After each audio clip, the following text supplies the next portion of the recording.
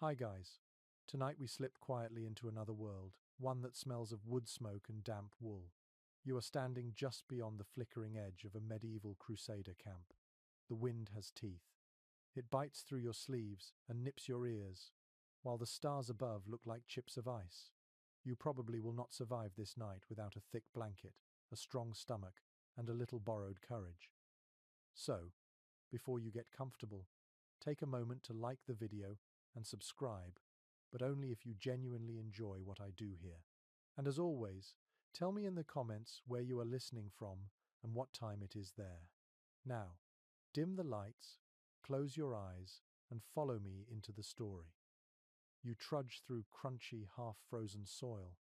The tents look ghostly under the moon, their outlines trembling in the wind. Every Crusader here came expecting heat, a blazing desert, golden halos over Jerusalem. None of them imagined this kind of cold.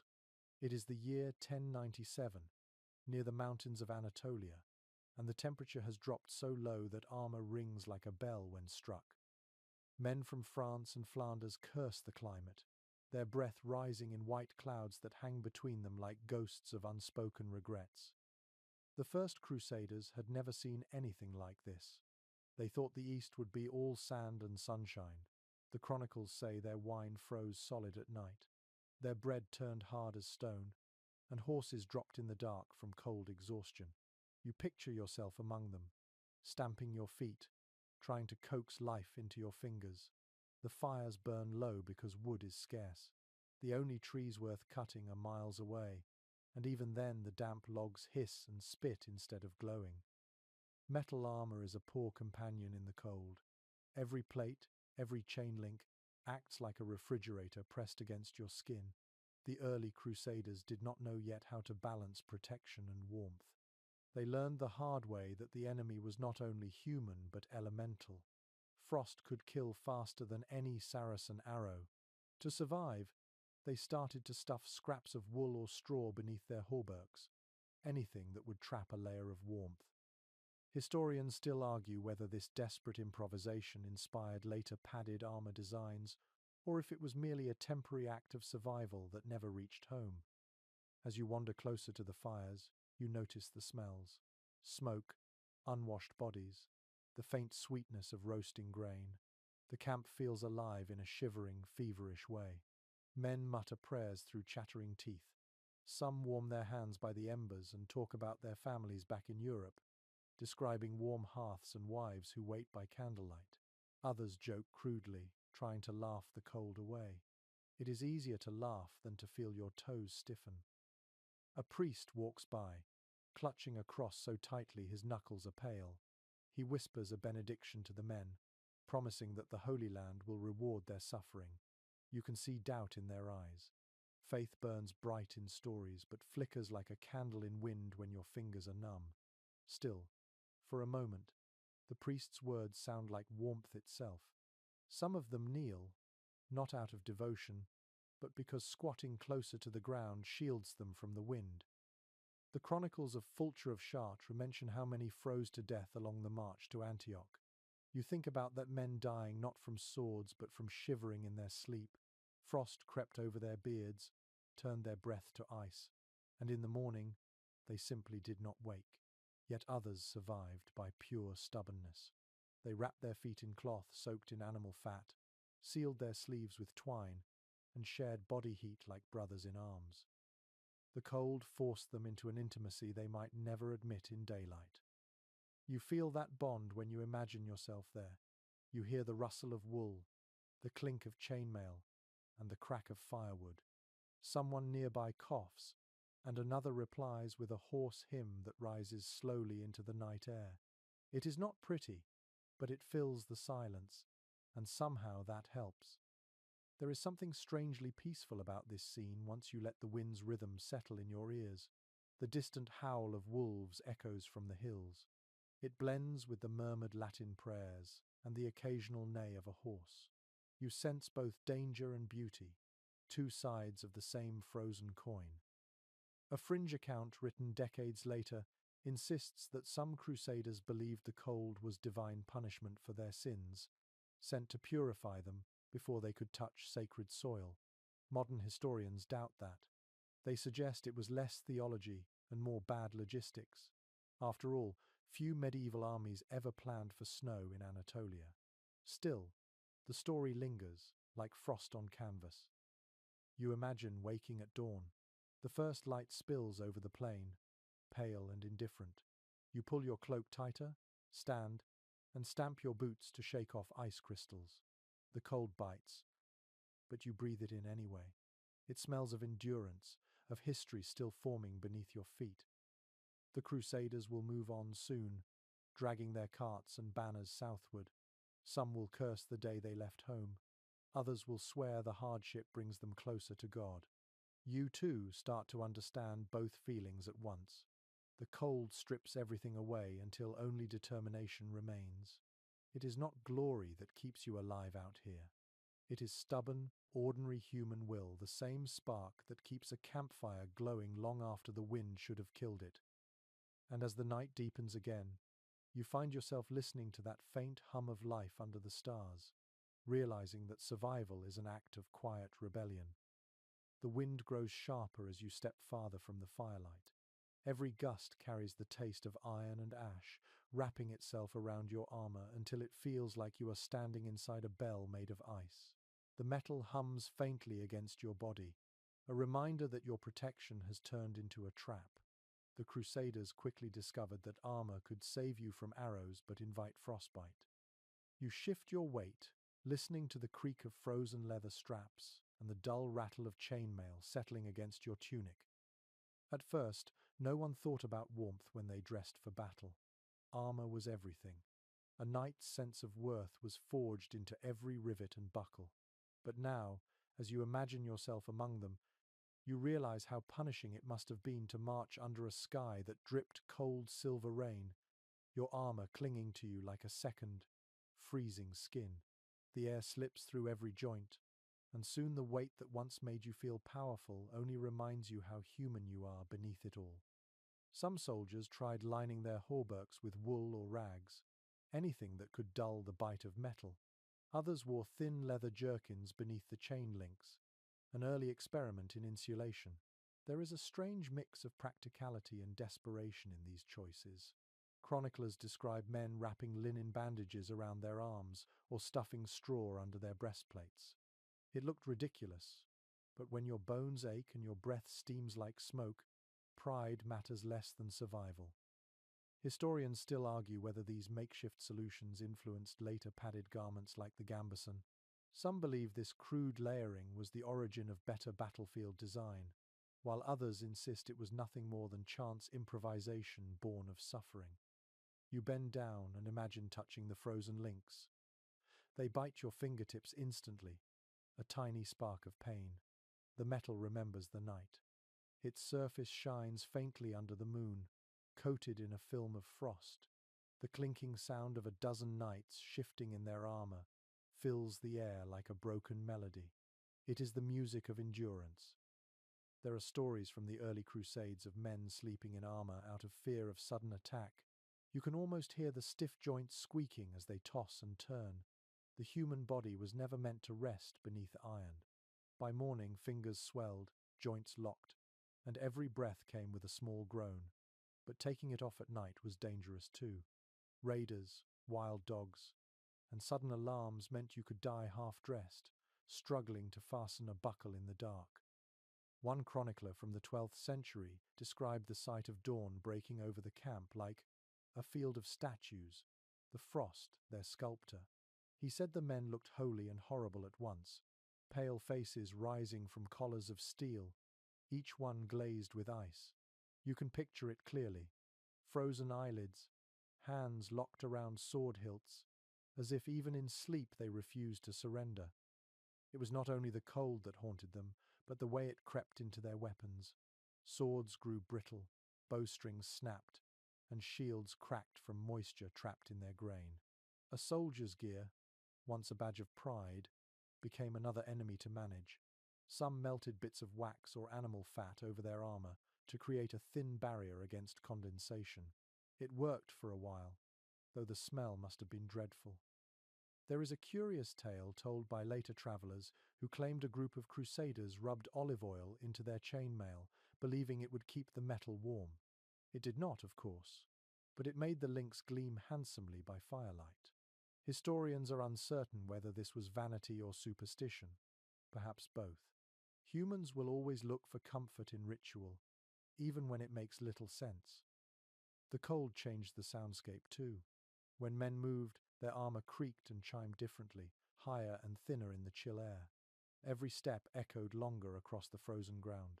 You imagine standing watch and hearing that distant metallic rhythm, knowing your comrades were near but invisible in the mist. It was both reassurance and warning. To deal with the chill, many began to strip off unnecessary plates when they could. Helmets were often left aside except during battle, because the metal pressed ice against their cheeks. Some knights tied bits of cloth inside the helm as padding, hoping to trap a pocket of warmth.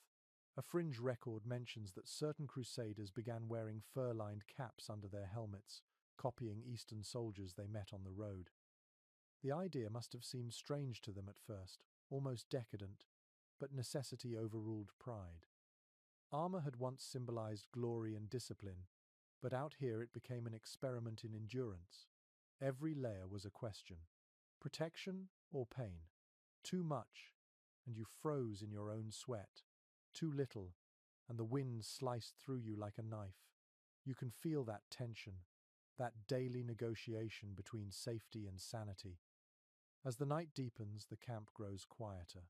The faint crackle of the last fire dies away. You listen to the armor cooling, the slow, fading clicks as metal contracts in the cold. The sound is almost soothing, like rain on a tin roof. You can imagine falling asleep to it, wrapped in a scratchy wool cloak, half dreaming of home.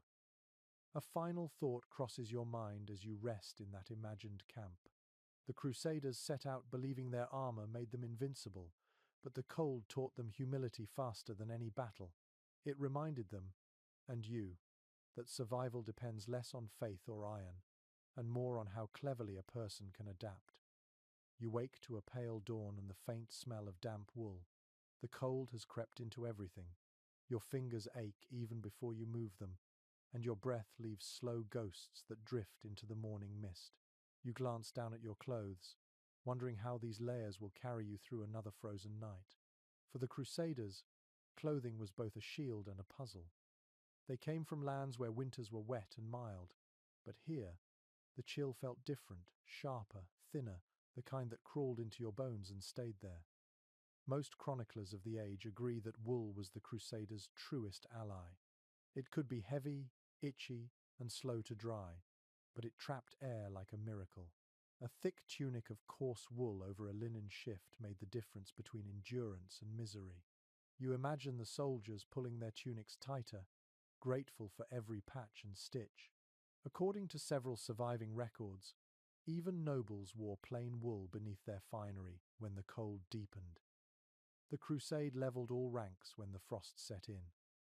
One curious note appears in the letters of a Burgundian knight, who described wrapping strips of linen around his calves before pulling on his hose, a trick he claimed to have learned from Syrian herders.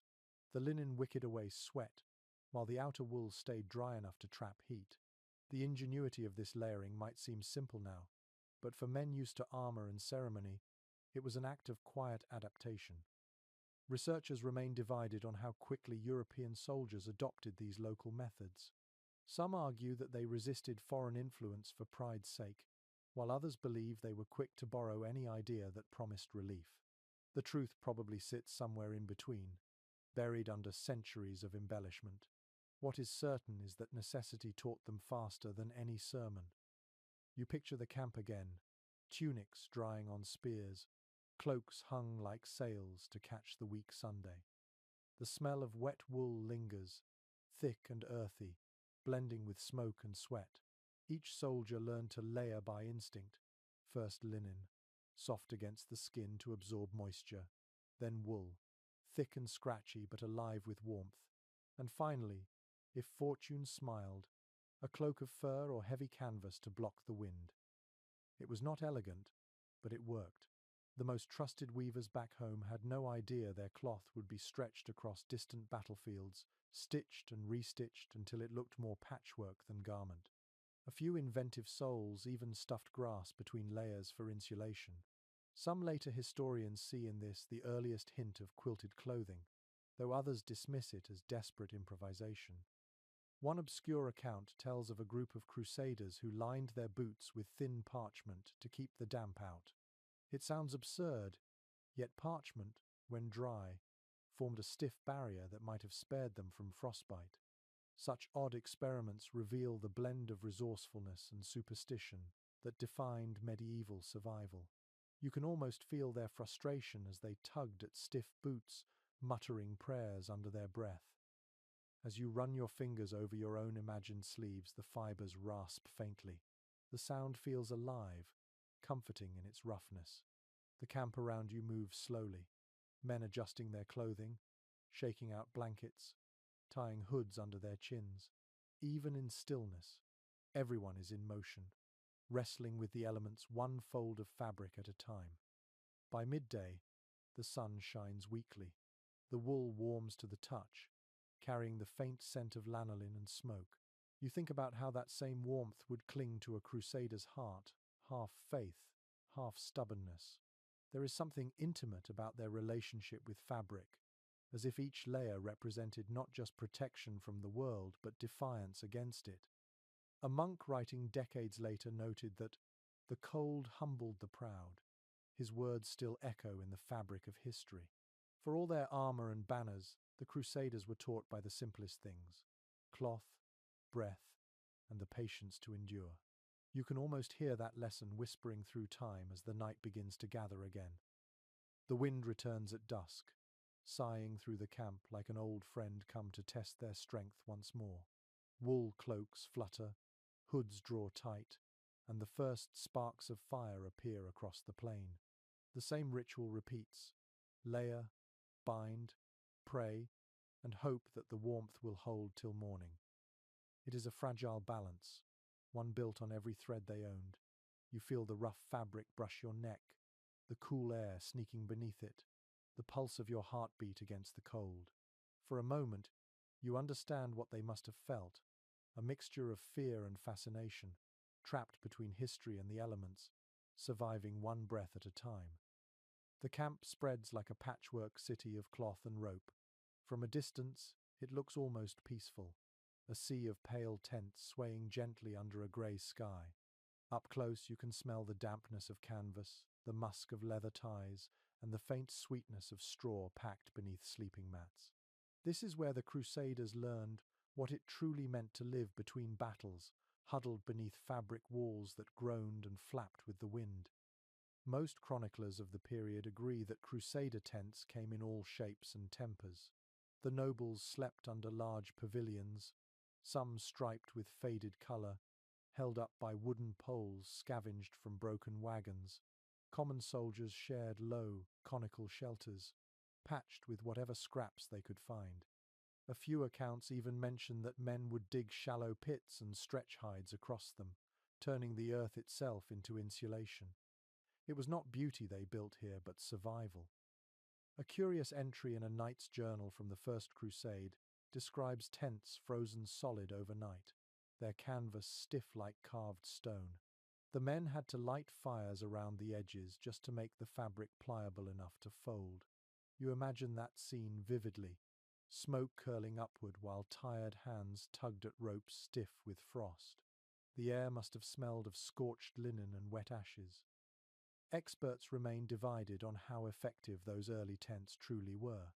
Some argue that the canvas used was too thin to keep out the chill, while others suggest layers of felt or animal hide gave surprising warmth. The evidence, like the fabric itself, has weathered with time, but there is little doubt that the Crusaders became skilled improvisers. When the wind screamed through camp, they built low stone walls around their tents, stacked shields as barriers, or draped cloaks over gaps to block drafts. You can hear it now, the sound of rope creaking under tension, stakes tapping into frozen ground, curses muttered through chattering teeth. The work of pitching a tent in winter was almost a battle on its own.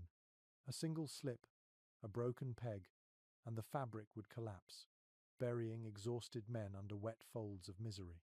Yet somehow they managed, every night rebuilding their fragile shelters with the patience of those who had no choice. One strange detail appears in the writings of a Genoese merchant who followed the armies. He claimed that some Crusaders carried small copper bowls which they heated with coals, placing them inside tents for warmth. The idea feels oddly modern, though it likely filled the air with smoke and the constant risk of fire.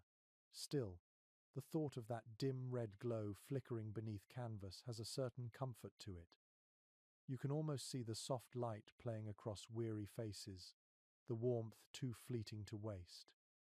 According to most medieval sources, a knight's tent was a symbol of his rank, sometimes even painted with his coat of arms. Yet under the frost, all colours faded. The cold stripped away distinctions.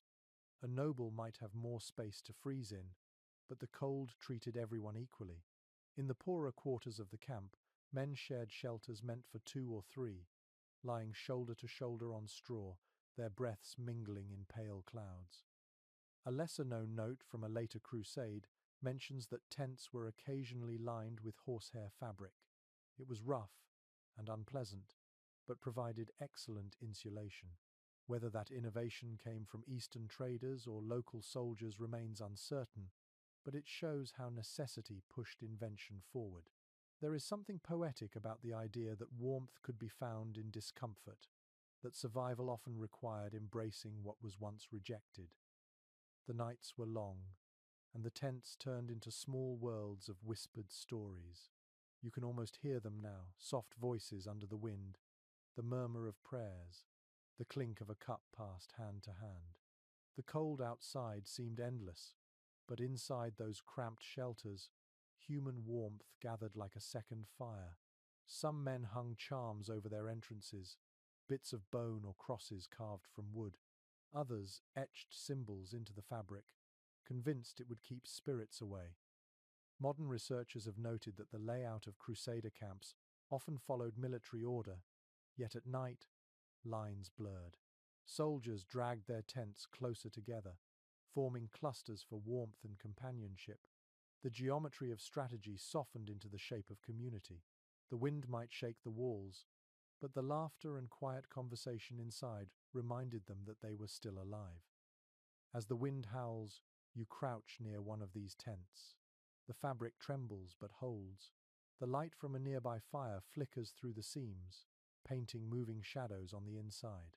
For a moment, it feels like the whole camp breathes as one, the sound of hundreds of lives straining together against the cold. If you close your eyes, you can almost feel the texture of the canvas under your palm, rough and solid, a small defiance against the vast chill of the world beyond. The Crusaders did not have modern tents or sleeping bags, but they had persistence stitched into every seam. Each night was a test of endurance, each morning a quiet victory. And as you stand there, letting the fabric whisper and the embers crackle, you understand why the cold never broke them completely. It could freeze the air, stiffen the ropes, and dim the stars, but it could not silence the will to endure. The fire is alive tonight, glowing low and orange at the center of camp.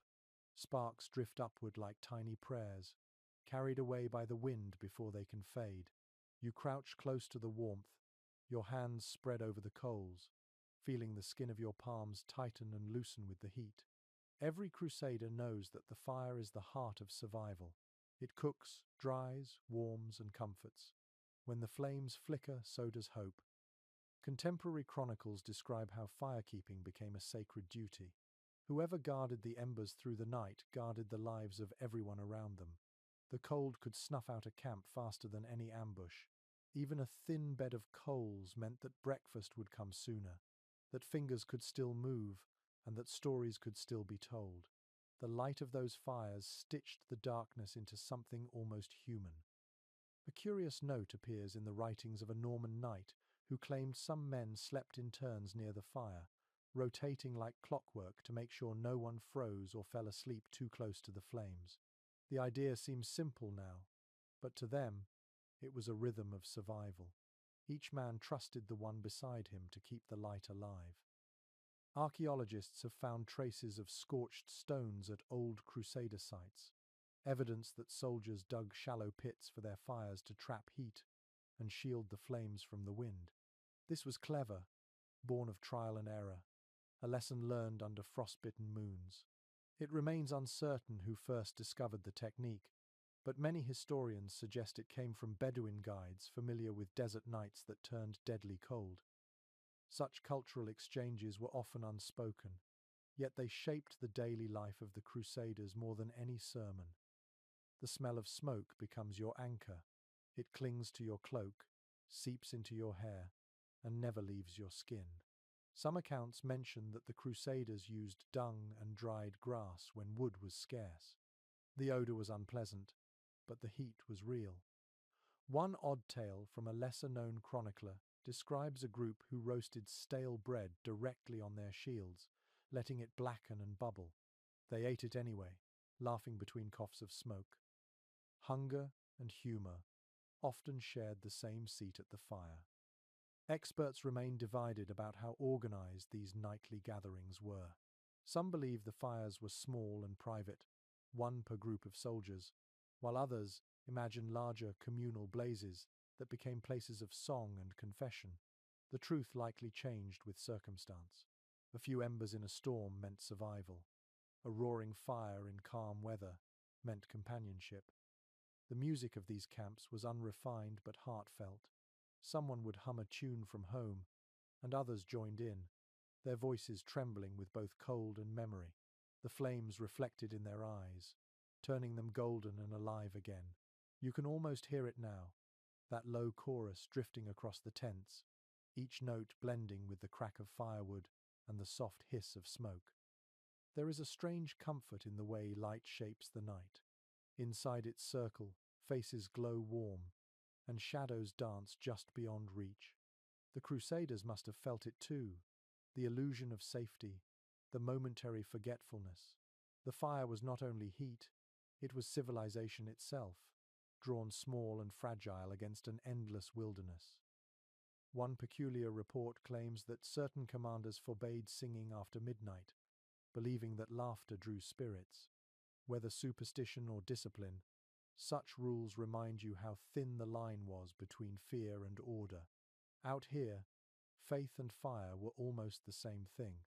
Both burned, both guided, and both could die if neglected. As you sit in silence, watching the embers pulse like a slow heartbeat, it becomes clear why fire meant more than warmth. It was memory. Every spark carried whispers of other nights, other camps, other men staring into the same orange light. Even now, centuries later, the image feels timeless. Humanity huddled around heat, surrounded by cold and uncertainty, finding comfort in shared breath and fading stories. You notice how your eyes grow heavy, lulled by the rhythmic pop of wood. The cold still presses at your back, but the fire holds it at bay. For a moment, the entire world narrows to that single glow. The sound of crackling replaces thought. The warmth draws close enough to make you forget how far from home you are. In the end, this is what survival looked like. Not grand battles or shining armor, but the quiet ritual of tending a flame. It was the one small rebellion the Crusaders could win every night. As the wind sighs across the camp and the coals sink into darkness, you realize that history's greatest endurance often began with something as simple as keeping a fire alive. The night stretches long, heavy with silence broken only by the soft shuffle of boots on frozen ground. Inside the tents, men settle onto beds that hardly deserve the name. The fire's warmth fades quickly, and what remains is the cold press of the earth beneath them. You lower yourself to the ground too, and the chill reaches through your clothes like a slow, deliberate hand. This is what it felt like for the Crusaders who learned that rest was never comfort but negotiation. Most contemporary sources mention that straw was the sleeping man's best companion. It was cheap, common, and, when dry, a miracle of warmth. The men would gather it wherever they could, stuffing it beneath cloaks or spreading it on the floor of their tents. The faint rustle as they turned in their sleep became the lullaby of the camp. One chronicler wrote that he preferred the sound of straw to prayer bells because at least it promised a kind of peace.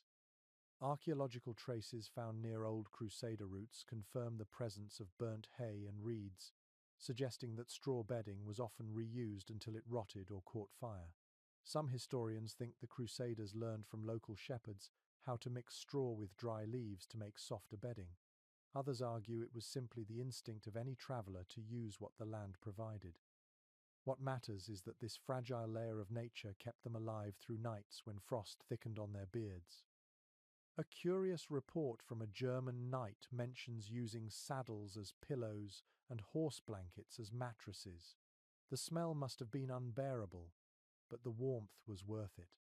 A different account, less credible but charmingly strange, claims that one group of soldiers lined their tents with feathers stolen from local markets, creating what they proudly called beds fit for heaven. Scholars doubt the truth of it, though they admit it reflects the human need to dream even in hardship. There was an art to arranging a sleeping space in the cold. Men would dig shallow hollows into the soil to block the wind and then spread straw in thick layers. Cloaks went on top, and sometimes a spare tunic or a saddlecloth doubled as a blanket. If you picture it now, you can see the faint steam rising from rows of sleeping bodies, the collective warmth forming a cloud above them. The smell of sweat, damp wool, and straw fills the air, pungent but somehow comforting. Experts remain divided about whether the Crusaders carried bedding from Europe or made it all along the way. Some suggest they began with linen sheets and blankets that were quickly abandoned as impractical. Others believe only nobles could afford such luxuries. For most soldiers, sleep was a trade between exhaustion and frostbite. They rested when their bodies gave in, not when comfort allowed. One obscure manuscript from a monastery in Antioch notes that a few men stuffed old tunics with straw to create crude sleeping mats. It is one of those tiny details that brings history close enough to touch. You can almost hear the whisper of fabric as it's filled, the soft rustle as someone settles down and sighs into the cold air. It is a small act of defiance, this attempt to soften the world even a little. The ground itself was never still. Rain turned it to mud, frost made it unyielding, and sometimes snow gathered in pale drifts at the tent entrances. Crusaders would stamp and shovel, muttering under their breath, before lying down again on ground that refused to care about their suffering. Yet despite it all, they slept. Sleep came like surrender, heavy and absolute. Occasionally, the lucky few shared warmth with animals. Horses, mules, and dogs slept nearby, their breath creating pockets of heat. A knight might lean his back against his horse's flank for warmth, whispering into its mane before drifting off. There is something tender in that image, a moment of quiet understanding between two creatures enduring the same night. A lesser-known fact found in later accounts suggests that soldiers often removed their boots before sleeping, no matter the cold, because frostbite was worse when sweat froze inside leather. They would hang the boots near the fire or under their cloaks to dry. It was one of those small lessons learned through pain, passed from veteran to recruit in murmured advice. When you close your eyes now, you can feel the rough straw pricking your palms and the faint hum of life all around. The cold gnaws at the edges of your body, but the core remains warm, protected by layers of cloth, straw, and shared breath. The camp sighs in unison, 1,000 quiet hearts beating in rhythm beneath a frozen sky. The night deepens. The wind moans softly, brushing against the tent walls like a ghost searching for entry. Somewhere, a soldier turns in his sleep and mutters a name. The sound fades, leaving only the rustle of straw. You breathe deeply, letting that sound lull you too. For a few fleeting hours, even war makes room for rest. The air grows still, and the camp lies wrapped in shadow. A few fires still flicker, their glow touching the edges of 100 cloaks drawn tight around tired bodies. You pull yours closer, feeling the weight of the fabric settle over your shoulders. It smells of smoke and travel, damp at the hem and coarse against your skin. Tonight, you begin to understand why the cloak was more than an accessory. For a Crusader, it was identity, armor, and blanket all in one. Most medieval chroniclers agree that a soldier's cloak was among his most prized possessions. It carried warmth, color, and meaning. Knights of different orders wore distinct hues: the white of the Templars, the black of the Hospitallers, the red of certain noble houses. But under the stars, all cloaks turned the same shade of shadow, drawn close against the night. The symbolism faded when frost came. The cloak's first duty was not glory but survival. There is a curious note in a Frankish letter describing how soldiers soaked their cloaks in oil or fat before long marches to repel rain and wind. It worked only partly, leaving behind a rank smell that clung for days, but it made the fabric heavier and more resistant to cold gusts. Some historians believe this crude waterproofing technique inspired later military practices. Others suggest it was simply desperation disguised as innovation. Whatever the truth, you can almost imagine that greasy sheen catching firelight, a dull armor against the elements.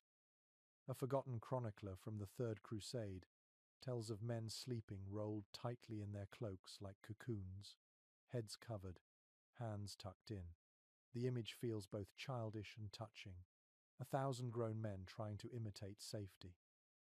He wrote that in the morning, frost coated the outer layers so thickly they crackled when shaken. Yet inside, the warmth endured just enough to keep breath visible. Researchers continue to debate the quality of these cloaks. Some claim they were made of dense wool imported from Flanders or Italy. Others argue that local weavers near the ports supplied rougher, cheaper versions. The surviving fragments from later centuries show weaves so thick they could almost stand upright. A cloak like that was not fashion. It was shelter that followed you everywhere. You can hear the sound it makes in your imagination, a soft brushing against armor as men move, a rhythmic flap as they walk through the wind. Every fold holds a story. The edges are torn where horses have stepped, the corners burnt from stray sparks, the collar darkened by sweat. These small imperfections became a record of endurance. One curious footnote mentions that some Crusaders slept in pairs, their cloaks spread together to form a single blanket. It was practical rather than affectionate, but it carried an intimacy rarely spoken of. In the shared space of a cloak, warmth passed like a secret. There was no shame in survival. According to most accounts, even leaders like Godfrey of Bouillon or Richard the Lionheart prized their cloaks more than ceremonial robes. A noble might own silks for council and fur for ceremony, but when night fell, he reached for wool. The cloak blurred the line between rich and poor. Around the fire, every man looked the same, weary, wrapped, and watching the smoke drift upward. There is a peculiar legend about a knight who lost his cloak during a storm and tried to sleep wrapped only in his banner. The wind shredded it before dawn, leaving him shaking and humiliated.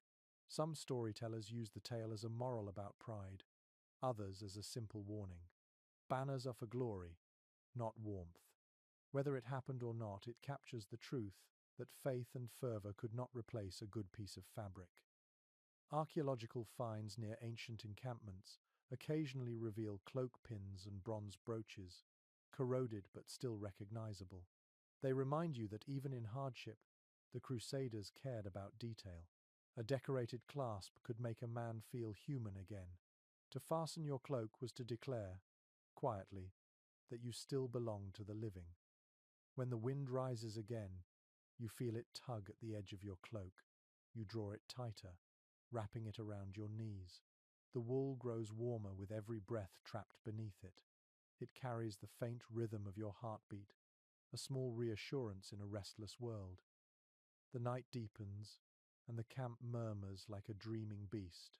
Hundreds of cloaks rustle at once, whispering against the cold. You listen to that chorus, a soft percussion of survival. In this sound, you realize that comfort is never given freely. It is earned with patience, shared with trust. and remembered through fabric that holds the scent of fire and time. The night is deep now, the kind that swallows sound and bends the stars closer to the earth. You hear faint breathing from every side of the camp, a chorus of sleepers wrapped in cloaks, stretched on straw. Yet somewhere among them, a soft snort and shifting weight break the stillness. You turn toward the edge of the firelight and see the silhouettes of animals, horses, mules, and a few shaggy dogs, each one exhaling little clouds of steam into the freezing air. Their presence is more than practical. Out here, animals are warmth made flesh. Most surviving accounts confirm that Crusaders kept their beasts close at night. Horses were tethered near the tents, sometimes even sharing partial shelter. The body heat of a horse could lift the temperature of a small tent by several degrees, a fact the soldiers learned quickly and never forgot.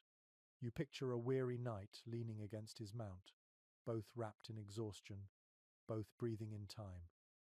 A strange companionship, born of shared endurance, bound man and beast together in ways that books rarely describe. An obscure diary from a camp outside Antioch mentions that soldiers sometimes draped spare blankets over their horses' backs at night to prevent frost from stiffening the animal's muscles. It was a gesture both compassionate and selfish, for a frozen horse could mean death on the march.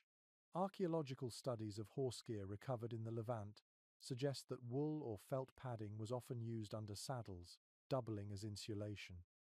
The evidence fits with these descriptions, small fragments of care hidden beneath the machinery of war. A curious note from a later chronicler tells of soldiers sleeping side by side with their dogs, particularly the large mastiffs used for guarding the camp. The animals' fur trapped heat, and their loyalty offered a sense of safety. One chronicler described it almost tenderly, writing that a faithful hound made finer company than any candle. The image is intimate, even gentle. You can almost feel the slow rise and fall of the dog's body against a sleeping soldier's back, the heartbeat steady and familiar. Experts remain divided on whether camels were ever used for warmth during the early Crusades. Some sources suggest the Crusaders learned from desert traders to huddle near the animals' flanks when the wind grew cruel. Others argue that cultural distance and suspicion kept them apart. Still, you can imagine the temptation. A massive creature radiating heat in the icy night, breathing like a furnace. Whether or not they dared, the idea lingers like a whisper of possibility. Animals gave more than warmth. Their quiet presence offered rhythm. The snort of a horse, the soft click of hooves shifting in the mud, the gentle sigh of a mule resting its weight. All these sounds lulled men to sleep.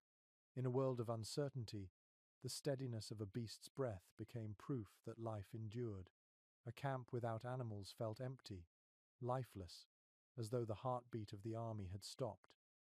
One strange detail appears in a letter from a priest traveling with the armies. He claimed some soldiers whispered prayers to their horses before sleep, asking God to guard their strength and keep their hooves sound. It sounds superstitious, but perhaps it was simply gratitude disguised as ritual. The same men might have brushed frost from their horses' nostrils in the morning, speaking softly as if to a friend. When you walk between the lines of tethered animals, you can sense the warmth in the air around them.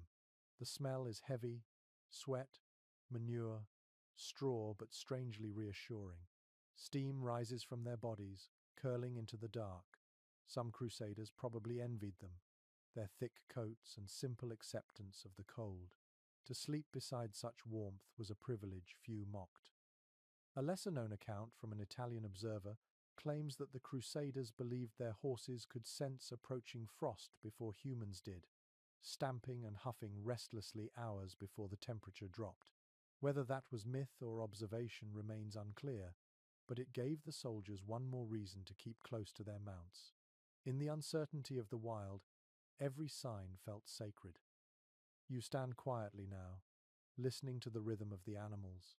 Their warmth is a kind of music, low and pulsing. It mixes with the faint murmur of distant prayers and the crackle of dying fires. The cold presses around the camp, but the living heat at its center refuses to yield.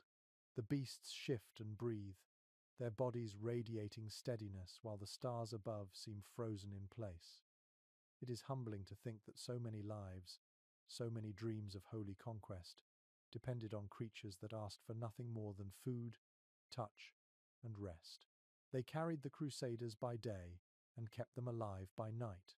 In return, they received the small mercy of being treated, at least in those hours, as companions rather than tools.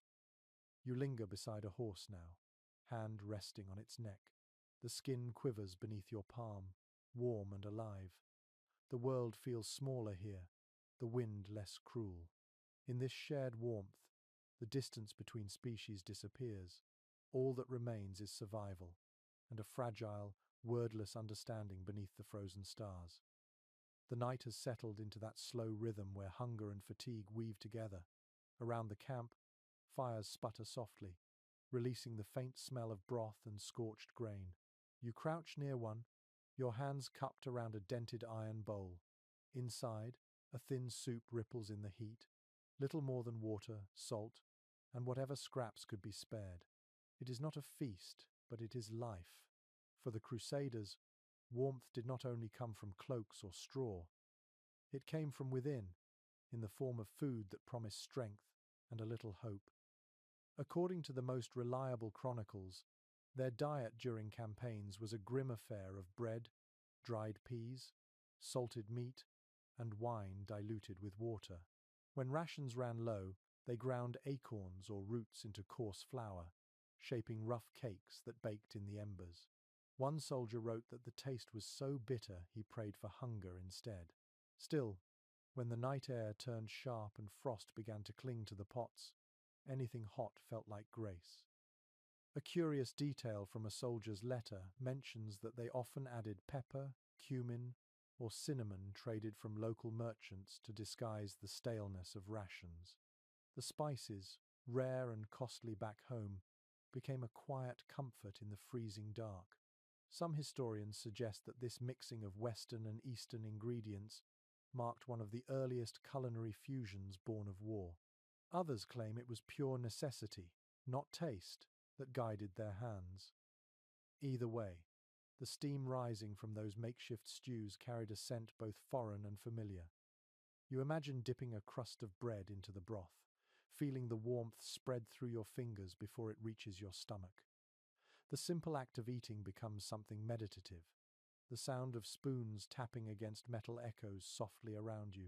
There is laughter here too, faint and tired, but genuine. For a moment, the cold loosens its grip. Some contemporary records note that knights were expected to share meals with their squires and servants during the harshest conditions. Hierarchies blurred when everyone shivered. A noble's pot might be larger, but its contents were much the same: beans, bread, and whatever could be hunted or begged from the land.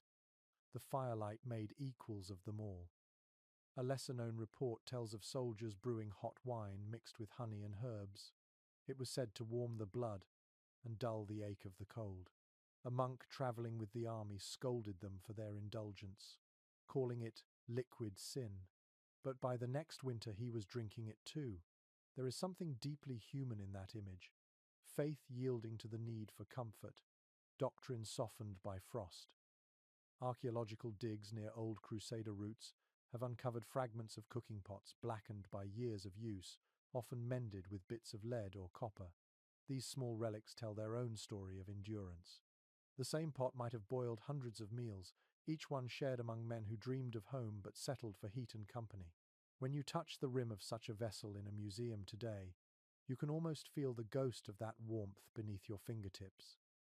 An odd rumor recorded in a later chronicle claims that during one particularly cold season, soldiers roasted frozen wine into slush and ate it like snow.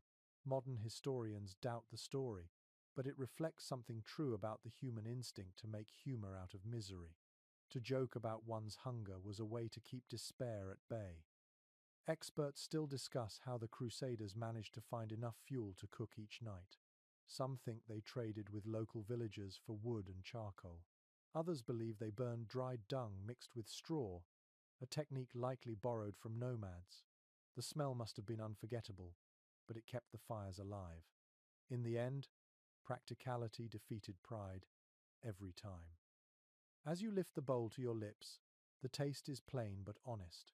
The warmth moves through you, slow and patient, until your fingers stop trembling.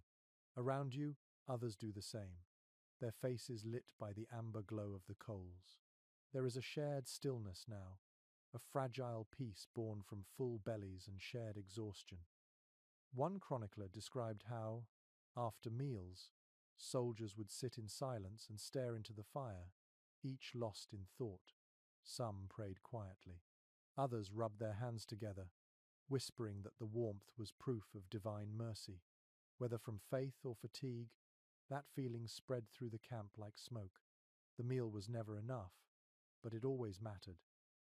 The last sip of broth slides down your throat, leaving a trace of salt and ash. You set the bowl aside and listen to the night breathe again. The cold waits just beyond the circle of firelight, patient as time. But for now, it does not win. The heat from your stomach radiates outward, a gentle pulse of life. And as your eyes grow heavy, you realize that warmth, like faith, does not need abundance. It only needs persistence. The night thickens until the stars seem to shiver in their places. Around the camp, the glow of small fires burns low, and the sound of metal fades. You crouch beside a dying flame, watching a soldier coax it back to life. He breathes gently, then feeds it a few thin sticks, patient as a craftsman at his trade. Firemaking in this world is not a luxury but a skill as vital as swordsmanship. Contemporary accounts reveal that early Crusaders often struggled to start fires in the damp climates of Anatolia and northern Syria. Matches did not exist, and flint and steel were their constant companions. A knight might strike his blades back against a stone, hoping for a single spark to catch in a wad of dry grass or shredded cloth. It was a task that demanded calm hands and stubborn will, especially when the wind turned cruel. A curious entry from a chronicler in the First Crusade mentions that some soldiers carried bits of charred linen known as tinder cloth, tucked into leather pouches to stay dry. One flick of the flint could ignite its soft edges, glowing red like a captive ember. The process feels almost magical, a small act of defiance against the endless cold. Experts continue to debate whether these early armies learned improved firemaking from the locals or developed their own methods on the road. Some scholars argue that Bedouin tribes taught them to strike flint against iron pyrites instead of steel, creating brighter sparks. Others believe the Crusaders stumbled upon the trick independently, driven by necessity.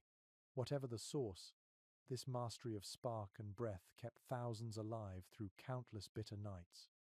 One obscure traveller's tale insists that a band of Crusaders prayed before striking their flints, believing that divine favour could guide the spark. The chronicler hints that they saw successful ignition as a small miracle.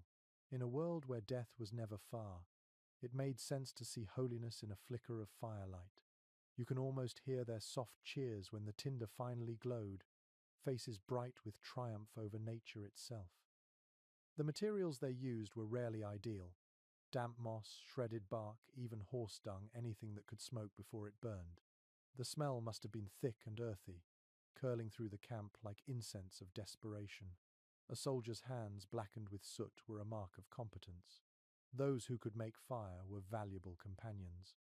Archaeological findings at Crusader sites reveal blackened stones arranged in tight circles, fire pits carefully shielded from the wind. Some even show traces of melted lead or iron, suggesting that they used the embers to repair weapons and melt arrowheads. Fire was not just warmth, it was industry, medicine, and ritual combined. A lesser-known report from a monk who travelled with the armies describes how he saw soldiers drying their soaked boots by holding them near the flames until the leather smoked. They laughed as the steam rose, pretending that the smell was proof their sins were leaving them. It was gallows humour, but laughter warmed better than any blanket.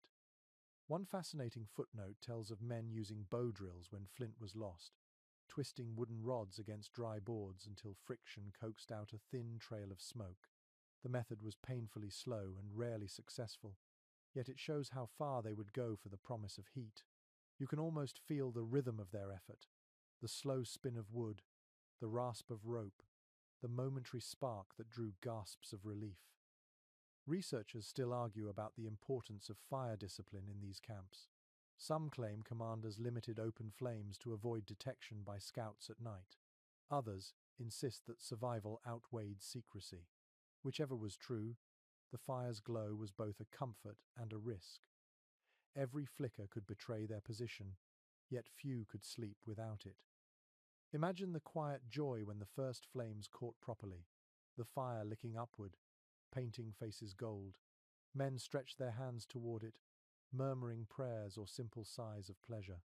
The hiss of damp wood, the smell of smoke, and the slow crackle became the soundtrack of safety.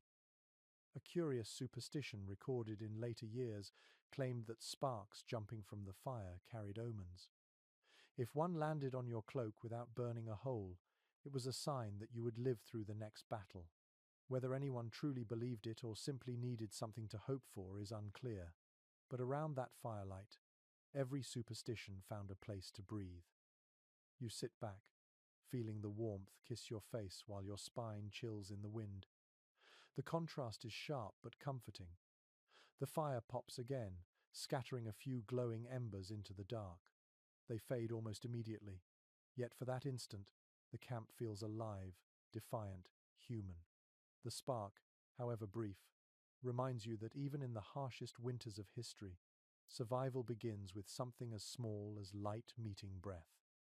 The fire burns lower now, a small circle of glow in a world of grey. You sit close enough to feel the heat on your knees, but the wind still finds your back. Around you, men settle into huddles of bodies, drawing close until breath and warmth mingle. You realize how strange it must have been to rely on one another in such an intimate way. In battle, they fought shoulder to shoulder, but in the cold, survival demanded something softer. According to most records, Crusaders often slept in groups to conserve warmth. A dozen soldiers might crowd into a single tent or form tight clusters under shared cloaks. It was not comfort they sought, but body heat. The warmth of another human was more reliable than any fire. Even the proudest knights set aside, rank at night, pressing close to squires or servants if it meant surviving until dawn. A curious letter from a priest who joined the march describes the sight of armored men lying together like brothers, the steam of their breathing rising through the tent seams. He wrote that the sight moved him more than any sermon. In that moment, hierarchy melted, and all were simply fragile bodies longing for warmth. Modern scholars often point out that such closeness prevented not only frostbite, but loneliness. Companionship mattered as much as insulation. After long days of hunger and fear, human contact grounded them. You can picture it now. A soldier murmuring half-remembered prayers, another laughing quietly at some old joke, both drifting towards sleep while their shoulders touch. One odd detail from a surviving chronicle says that men sometimes slept in a pattern, feet to the fire and heads toward the outer cold, forming a star-like shape that kept everyone warm at the center. It sounds almost ceremonial, as if they were drawing warmth from one another through geometry. Archaeologists have found patterns of fire pits and tent rings that seem to support this account, though no one can say for sure whether it was planned or instinctive. Experts remain divided on how much religious belief influenced these nightly gatherings. Some argue that prayer circles before sleep created emotional warmth that strengthened morale. Others think faith was merely something to fill the silence. Either way, the men who prayed together found comfort in the rhythm of shared words. Whispered Latin hymns floated through the darkness, blending with the sigh of wind and the faint crackle of distant embers. A lesser-known account from a Sicilian soldier mentions that those who felt most afraid often volunteered for watch duty. He said it was easier to face the cold than to lie awake listening to it. Yet when they returned to their tents at dawn, half frozen, others welcomed them wordlessly, wrapping them in spare cloaks. That exchange, that quiet kindness, was a warmth all its own. One peculiar observation found in a French chronicler's notes claims that some men kept smooth stones heated by the fire inside their cloaks, pressing them against their chests to trap warmth. When the stones cooled, they passed them to their companions to share what little heat remained. The gesture feels profoundly human, a small ritual of giving in a world where little could be given. The cold, in its cruelty, forced closeness. It blurred the boundaries between soldier and stranger, between Christian and ally from foreign lands. Historians still discuss how these nightly gatherings fostered a sense of unity that carried them through later battles. Perhaps this was how loyalty was truly forged, not on the battlefield but in shared breath beneath freezing canvas. The sounds of the night deepen around you now. Someone coughs softly. Another shifts and mutters something about home. The air smells of smoke, leather, and humanity. Beneath it all runs the steady rhythm of breathing, a communal heartbeat keeping time against the cold. You lean back slightly, feeling the weight of exhaustion pull at your eyes. The warmth is faint, but it is enough. There is a tender irony in all this. Men who had come to fight for heaven learned to survive through the simplest act of human contact. It was not divine fire that saved them most nights, but the warmth of another soul pressed near. You imagine the priest writing by candlelight, realizing the same truth as he watched them sleep, that salvation sometimes looks like two hands sharing one cloak. The wind outside stirs again, testing the seams of the tents. A few sparks leap from the nearest fire, bright and brief. Inside, bodies shift but stay close. The night belongs to the cold, but warmth has found its place. In the stillness, you sense that this shared heat is not only survival, it is a kind of quiet grace. Morning comes reluctantly, dragging a pale grey light across the camp. Frost clings to the edges of cloaks and to the ropes of the tents, turning them into delicate sculptures of ice. You rise slowly, feeling the stiffness in your joints and the ache behind your eyes. Around you, others do the same, stretching, coughing, stamping their feet to remind their blood to move again. The cold has a way of showing what the body is made of, and for the Crusaders, that lesson was written in pain. Most accounts from the period mention the toll the chill took on their health. Fingers blackened, toes cracked, and faces blistered from the bite of frozen wind. The chronicler Fulcher of Chartres described men whose breath froze inside their beards until the hair snapped like twigs. Frostbite was an invisible enemy, creeping up slowly, numbing first the skin and then the will. To keep moving was the only medicine. A curious record from a monk who travelled with the armies tells of improvised cures that sound more like acts of desperation. Soldiers rubbed snow on numb limbs to restore circulation or plunged their feet into cold water to test whether they could still feel pain. It was a crude test for life itself. Some smeared animal fat over their hands before marching, convinced it formed a magical barrier against the frost. Whether superstition or instinct, it sometimes worked well enough to make them believe. Modern scholars examining these accounts still argue about what the Crusaders knew of frostbite and hypothermia. Some believe they recognized the signs intuitively even without medical language. Others claim they confused it with divine punishment, interpreting the blackening of flesh as a mark of sin.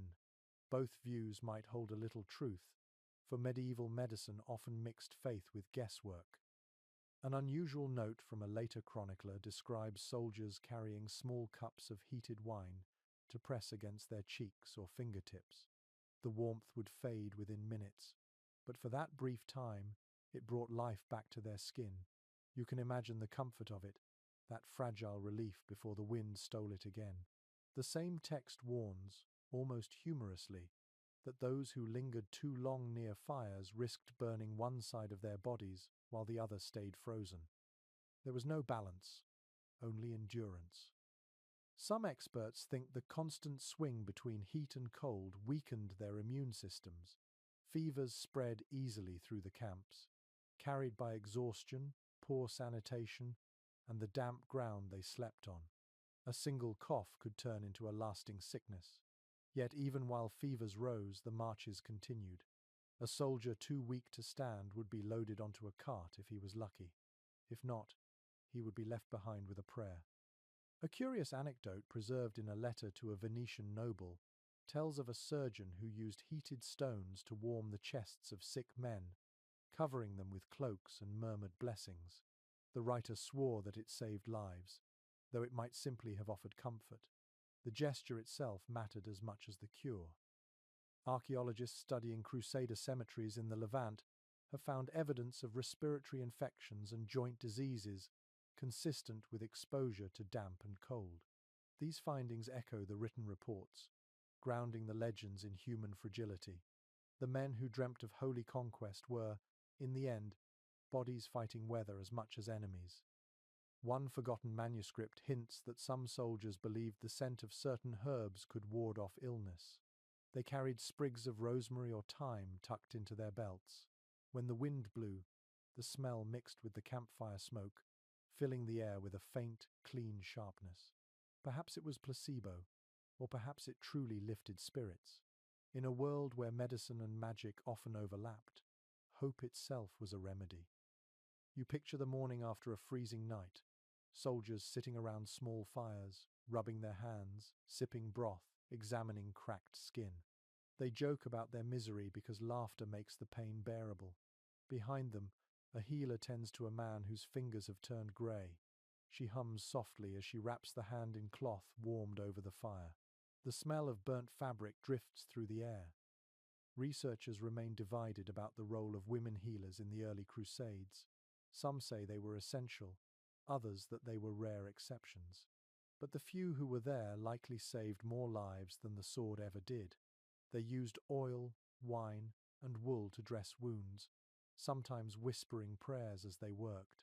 Their quiet presence was a thread of gentleness woven into the harsh fabric of war. As you breathe in the imagined cold air, you realize that every cough, every trembling hand, every scar carried a kind of nobility. These people fought not only battles of faith, but battles against their own limits. The cold stripped away pretense and left only what was real: the instinct to live, to heal, to keep moving no matter how much it hurt. The sun struggles higher, its light thin and distant, but it is enough to make the frost shimmer. The camp begins to stir again. Somewhere, a soldier laughs at the sight of his own frozen beard, snapping the ice from it like a trophy. The sound is rough but alive. Against all odds, life continues to hum beneath the frost. The air warms slightly as the sun climbs, though its light feels weak, stretched thin across the landscape. Around you, the camp begins to stir, the sound of clanking pots and creaking armor rising slowly like a morning hymn. You walk between rows of tents and notice how the soldiers' clothing looks different now. Patterns and colors that once spoke of Europe have blended with fabrics and shapes borrowed from the East. Necessity and curiosity have changed the way they dress, and perhaps the way they think.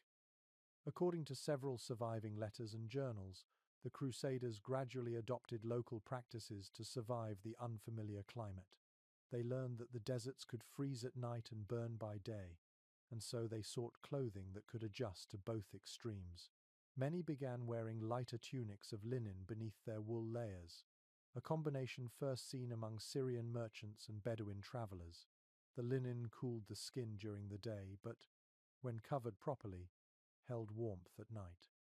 Archaeologists later confirmed this adaptation through textile fragments found in former encampments, their weaving patterns clearly Middle Eastern in origin. A curious note from a chronicler writing decades after the First Crusade mentions that the soldiers called these new garments Saracen shirts, not out of insult but out of admiration. The fabric was softer, the weave tighter, and the design allowed air to circulate without losing heat. Over time, even knights who once mocked foreign habits began to copy them. Historians see this as one of the earliest examples of cultural exchange born from simple survival rather than conquest. One intriguing detail recorded by an Italian observer tells of soldiers trading their heavy European boots for leather slippers modeled after local styles. They claimed the lighter shoes kept their feet warmer by allowing movement and flexibility. The same account describes how some Crusaders began wrapping their heads in scarves or turbans against the chill wind, an idea that likely saved lives.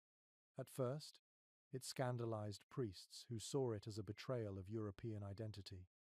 Yet before long, even some clerics were seen wearing them during dawn prayers. Researchers remain divided about how quickly these Eastern influences took hold. Some argue that Crusaders clung stubbornly to their old ways for years. Others believe adaptation came almost immediately, driven by sheer need. The evidence suggests both truths coexisted. Pride held fast until frostbite loosened its grip, then practicality took over. One obscure but fascinating record tells of Arab tailors traveling with the Crusader armies, repairing clothing and teaching them how to reinforce seams against cold winds. The text describes the exchange as quiet but respectful. You can imagine that scene, a tent filled with the soft rhythm of stitching, the smell of wool and oil, and two languages mingling over shared work. It is easy to forget that history is built not only by battles, but also by small acts of cooperation. There is a rumor, half believed even then, that some Crusaders began wearing undergarments soaked in vinegar, thinking it repelled insects and preserved body heat. Modern experts laugh at the idea, but it reveals how fear and folklore traveled hand in hand. What mattered was that people were experimenting, testing their limits, trying to make sense of a new world. A monk who chronicled these campaigns noted with surprise that, by the second winter, many of the Crusaders looked less like the armies that had left Europe and more like a strange hybrid between East and West. He wrote that their cloaks hung differently, their colours softened to earth tones, and their garments were trimmed with patterns inspired by local embroidery. He saw in this a kind of quiet transformation, the merging of two traditions born of hardship. Archaeological findings support his observation. Fragments of dyed textiles and metal clasps unearthed in modern Syria and Turkey show styles common to both European and Levantine craftsmen. Historians now view this blend as evidence that the Crusaders were far more adaptive than once believed. They borrowed what worked and left pride to the preachers. One curious anecdote from a soldier's memoir tells of a knight who refused to wear local garments until one freezing night forced him to accept a wool-lined robe offered by an Armenian guide. The next morning, he declared it a divine invention and swore he would never remove it again. His companions teased him, but by the following week, half his unit had found similar robes. Change often begins with one man too cold to care about appearances. Even the colours of the camp shifted. Early Crusader banners of bright red and white faded to browns, tans, and deep blues borrowed from local dyes. The wind carried scents of new cloth, olive oil, and foreign spices from the markets where these materials were bought or bartered. The mingling of cultures was not polite or planned. It was survival written into fabric.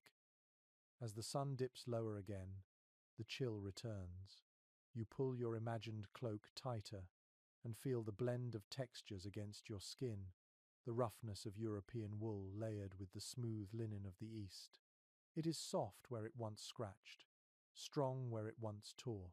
The Crusaders learned this too, that warmth could be found not only in the fire, but in the wisdom of those who had faced the same cold long before them. The evening wind whispers through the camp, rustling the newly mended garments hanging to dry. Each one tells a story of change, of pride surrendered to practicality, of two worlds stitched together by needle, thread, and the will to endure. The camp quiets again as dusk gathers, the last light turning the tents to faint shapes in the haze. You notice how some glow with steady firelight, while others stand cold and dark. Inside each one, lives unfold in vastly different ways. A knight reclines on a cushion of folded cloaks, sipping warm wine from a pewter cup. A peasant soldier outside gnaws on stale bread, his back pressed to the same earth that chills his bones. The same crusade, the same cold, yet two very different worlds. According to most chronicles, the divide between noble and common soldier was clear, even when frost blurred everything else. Knights brought supply wagons filled with spare clothes, bedding, and servants who could fetch wood or tend the fire. They sometimes owned tents large enough to host small councils, lined with fabric thick enough to hold warmth. Meanwhile, the common men slept under thin canvas or open sky, sharing straw and shivering through the long hours. Still, both woke with the same frozen breath on their lips. A curious letter from a squire named Alain describes how his master's tent had rugs taken from a merchant caravan. The rugs were coarse, but luxurious compared to bare ground. Alain wrote that when his master slept, the servants curled at the edges of the rugs to catch the leftover warmth that escaped from the night's body. That detail, small and human, says more about the social order than any sermon ever could. Archaeological evidence from Crusader camps supports this uneven comfort. Remains of decorated tent poles, bronze buckles, and fragments of embroidered cloth appear alongside crude iron nails and plain leather scraps. Scholars use these finds to paint a vivid picture of hierarchy surviving even in hardship. Some experts note that, in the coldest conditions, the noble tents acted as centers of warmth for the camp, with servants constantly fetching coals to feed the fires inside. One strange detail recorded by a chronicler from the Second Crusade claims that certain knights paid peasants with food or coin to sleep beside their tents as wind breaks. The image feels absurd, almost cruel, but perhaps it was simply another form of trade in a world where warmth was the only true currency. Whether it actually happened or not remains uncertain, but the story reflects how power shaped even the simplest acts of survival. Researchers continue to debate how deeply class distinction influenced morale. Some argue that shared danger softened the divisions between ranks. Others insist that resentment simmered quietly beneath the surface, waiting to ignite. A monk, writing after the siege of Antioch, observed that hunger and cold made all men equal by dawn, yet pride returned with daylight. His words ring true, even now. One peculiar record speaks of a knight who, out of pity or loneliness, invited a handful of foot soldiers to share his tent during a snowstorm. They ate, drank, and prayed together until morning. When the storm passed, the soldiers refused to leave, joking that their loyalty was now sealed by shared warmth. The tale became a kind of legend, told as proof that mercy could survive even in war. Whether it truly happened or not, you can imagine the glow of that tent against the frozen dark. Not all nobles were so generous. Some chroniclers mention fights over firewood, where squires of wealthy lords drove off common men trying to steal logs. Others describe tents guarded at night to keep desperate soldiers from crowding too close to the heat. Yet occasionally, necessity forced unity. When a storm tore through the camp or frost threatened to kill, the barriers between ranks dissolved like ice under flame. For a few hours, everyone breathed the same cold and prayed for the same dawn. A forgotten fragment from a Byzantine source records a curious habit among the Crusaders. Nobles often carried scented oils or spices to mask the smell of damp wool and smoke. The poorer soldiers teased them, calling them perfumed pilgrims. Ironically, the oils sometimes helped, coating the skin against dryness and frost. In trying to preserve their dignity, the knights may have stumbled upon a small form of protection that peasants later copied. When you walk through the camp in your imagination, you can feel both the distance and the closeness between these people. The tents of the rich glow softly, laughter drifting from inside. Outside, near the smaller fires, men speak in low tones, their faces shadowed but alive. A peasant strums a crude lute. A knight, passing by, pauses to listen before moving on. The cold binds them in silence that neither gold nor title can escape. Historians today often remark that the Crusades were as much about endurance as they were about faith. The cold tested everyone equally, but it revealed character differently. Wealth gave advantage, but it could not buy sleep without fear. Strength gave courage, but not always comfort. The frost respected no one, and that truth, repeated every night, was perhaps the greatest equalizer of all. You stop for a moment and picture the final hours before dawn. The fires burn low, and the nobles' tents stand still while the common men huddle under threadbare blankets. The wind sighs across both without favour, and though the gulf between them remains, the same breath of frost touches all. In that shared suffering, for just a heartbeat of history, they are the same. Night arrives like a slow tide, pulling the last traces of light from the horizon. The camp grows quiet again, except for the occasional jingle of chainmail or the soft clop of a horse shifting its weight. A few figures move through the dimness, cloaked and cautious. These are the sentries, the ones who must stay awake when everyone else sleeps. Their task is simple to name and difficult to survive, to guard the living against both enemies and the cold. According to the accounts of several Crusader chroniclers, the watch was dreaded almost as much as battle. Standing still for hours in the open night drained the body faster than any march. The sentries wrapped themselves in every layer they owned, cloaks doubled and hoods drawn tight. Some stuffed straw inside their sleeves or boots, desperate to trap the smallest trace of heat.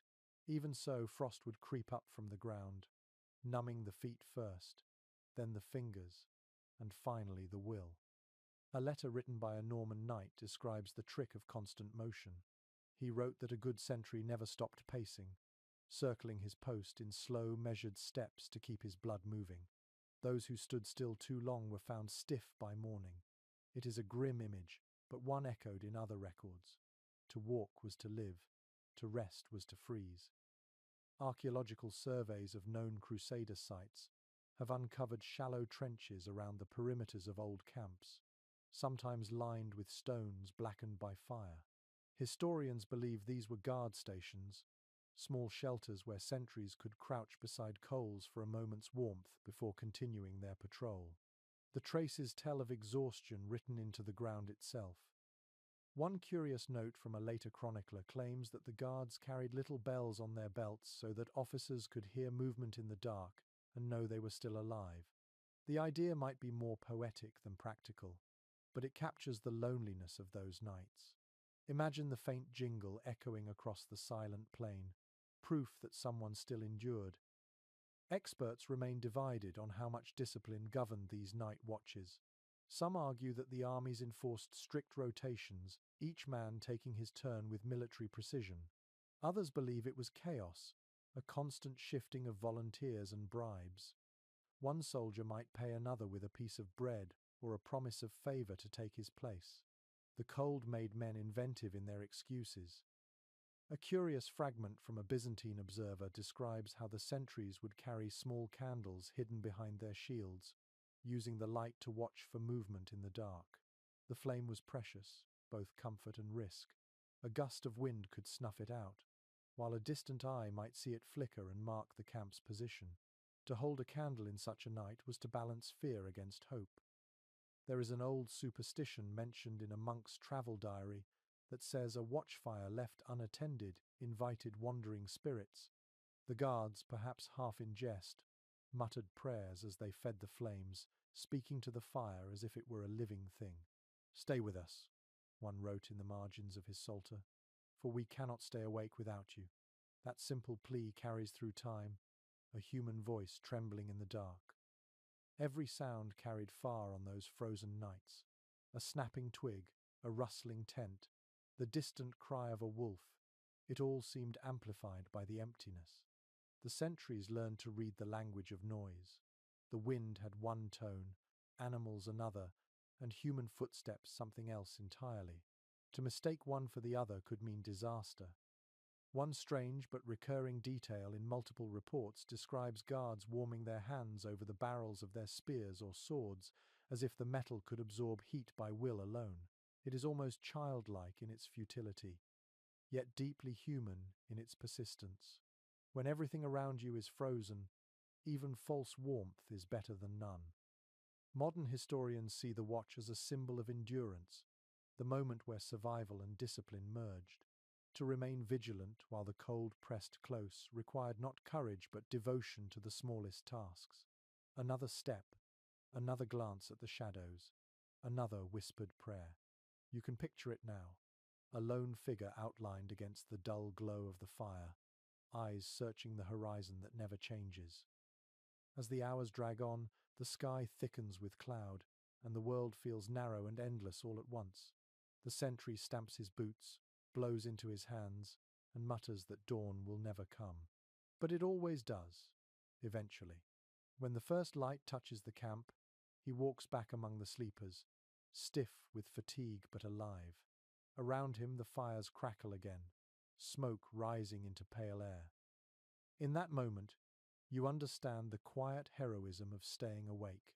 The Crusaders feared enemies and death, but they also feared the cold that could claim them silently. The watchfires of fear, burning low and steady through the night, were not symbols of courage alone, they were acts of survival, small flames against an indifferent sky. The fire has burned down to embers again. You stare at the faint orange glow, the ashes breathing in small pulses like the slow heartbeat of the camp. All around you, the sound of sleep fills the air, uneven and fragile. The wind slides between the tents, lifting flaps and whispering through the straw. Somewhere in that quiet, you begin to understand the moment every crusader feared most, the instant when the fire dies and the cold begins its slow return. Contemporary sources describe these nights as the true test of faith. A campfire could not burn forever, and once it faded, the dark became almost physical. Soldiers felt it pressing in, swallowing sound and warmth together. Even the stars seemed to hide. In that suffocating silence, the cold became an enemy with its own voice, creaking through frozen ropes, sighing across the canvas. A Knight from Champagne wrote that it sounded like the breath of the dead come back to listen. A curious note from another chronicler tells of how men would talk to the ashes, coaxing them as though the fire were a living friend refusing to wake. They would whisper promises, pray softly, or feed the coals with splinters of wood taken from broken arrows. The practice might have been half superstition, half comfort. Historians today see it as proof of the human need to keep dialogue, even with inanimate hope. The temperature dropped hardest just before dawn. Those who survived long marches knew this well and prepared accordingly. They layered every scrap of fabric they could find, pulled hoods tight, and lay so still that they seemed carved from stone. Those who failed to prepare often woke too late, encased in frost like statues. Archaeologists have unearthed graves from these expeditions where the bodies show no signs of battle, only the posture of men who simply fell asleep and never woke. Experts continue to discuss whether exhaustion or frostbite claimed more Crusader lives during the winter campaigns. The records do not distinguish clearly between the two. What they do make clear is that morale froze as quickly as flesh. One priest described walking through the camp after midnight, hearing faint murmurs from within tents, prayers half spoken before turning to shivers. He wrote that the silence which followed frightened him more than any sound. One curious tradition, preserved in a few letters, was that of the ember guard. When the fire dimmed too low, a soldier would scoop a handful of glowing ash into a small pot or helmet, cover it with sand, and carry it to another tent to rekindle warmth. The same ember might move through 10 shelters in one night, traded hand to hand like sacred light. Whether practical or symbolic, it turned the act of survival into a quiet ceremony of sharing. A peculiar rumor from a later crusade claims that some soldiers swore the dying fires spoke to them. They said the cracking wood carried voices sometimes of loved ones, sometimes of saints. Modern scholars dismiss it as a trick of exhaustion, the brain conjuring comfort where none existed. Yet you can imagine it, the lonely hour, the hiss of cooling embers, the mind-seeking company in sound. The cold changed everything it touched. Metal grew brittle, leather stiffened, and even bread turned to stone.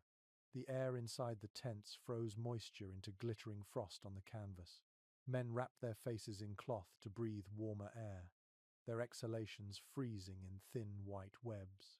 One chronicler described how even whispers turned visible, drifting away like smoke. In that fragile stillness, time seemed to stop. You can picture yourself sitting there, knees drawn close, staring into what remains of the fire. The last spark fades, and for a moment, all sense of direction disappears. The sky and earth become one dark shape. The camp feels suspended between worlds, between sleep and death. It is not terror that grips you, but a strange acceptance. This too is part of survival, the learning to be still inside the cold.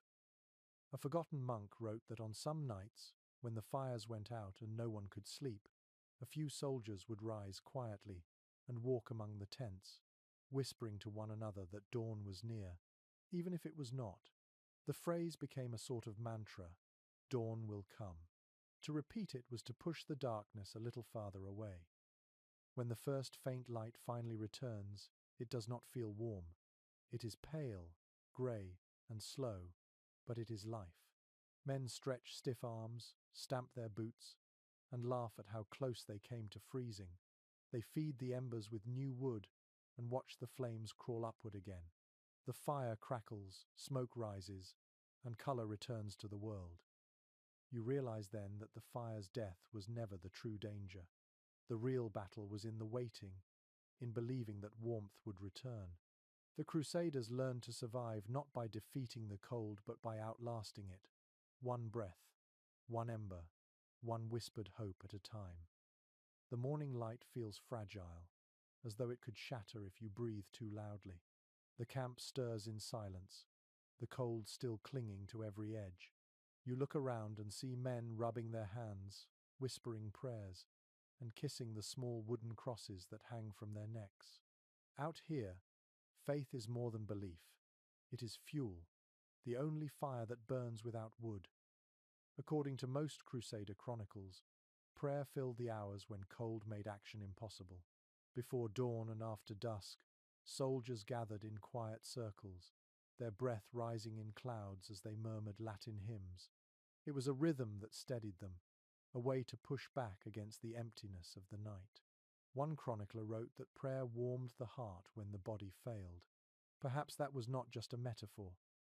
A curious letter from a priest marching with the army tells how he saw men clasping their rosaries so tightly that the beads left marks on their palms.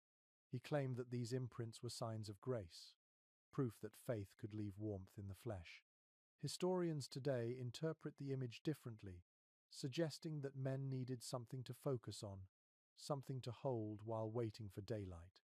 Whether miracle or coping mechanism, the act brought comfort. There are many tales of relics carried through the Crusades, splinters said to be from the true cross, vials of oil, fragments of bone wrapped in silk.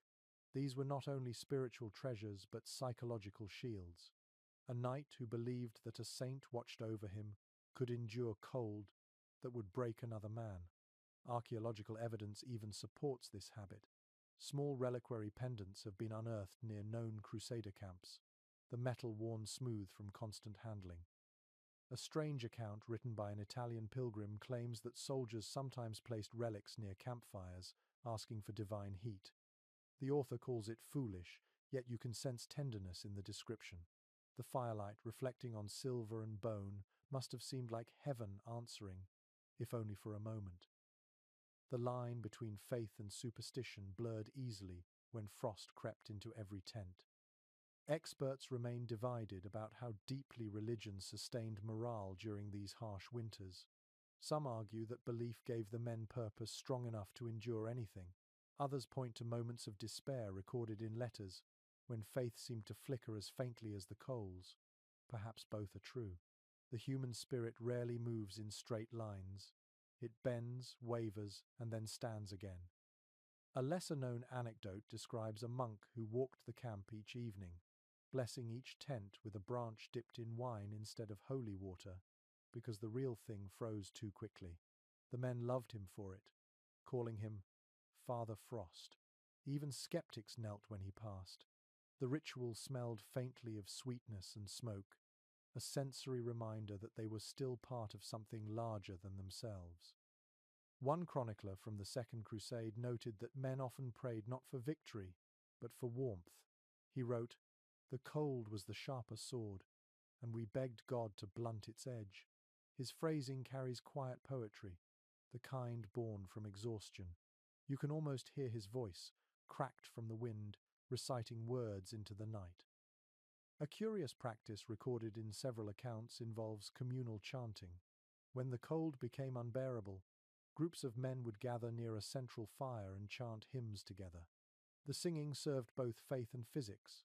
Voices kept them breathing deeply, and the movement of air in their chests helped maintain warmth.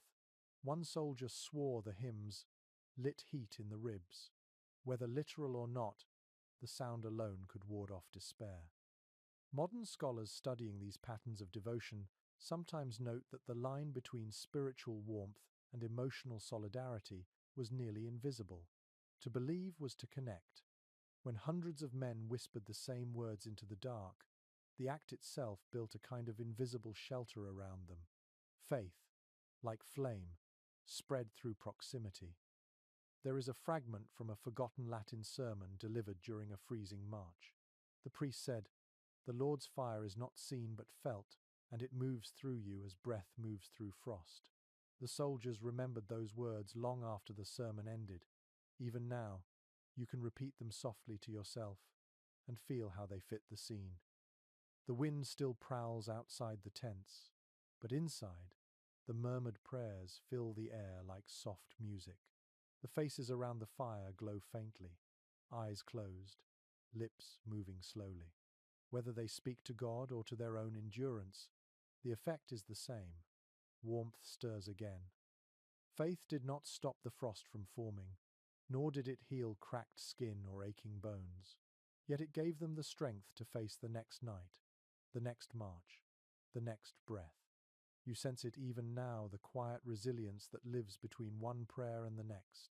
In that fragile space, the cold retreats a little, and the heart, for a while, forgets to tremble.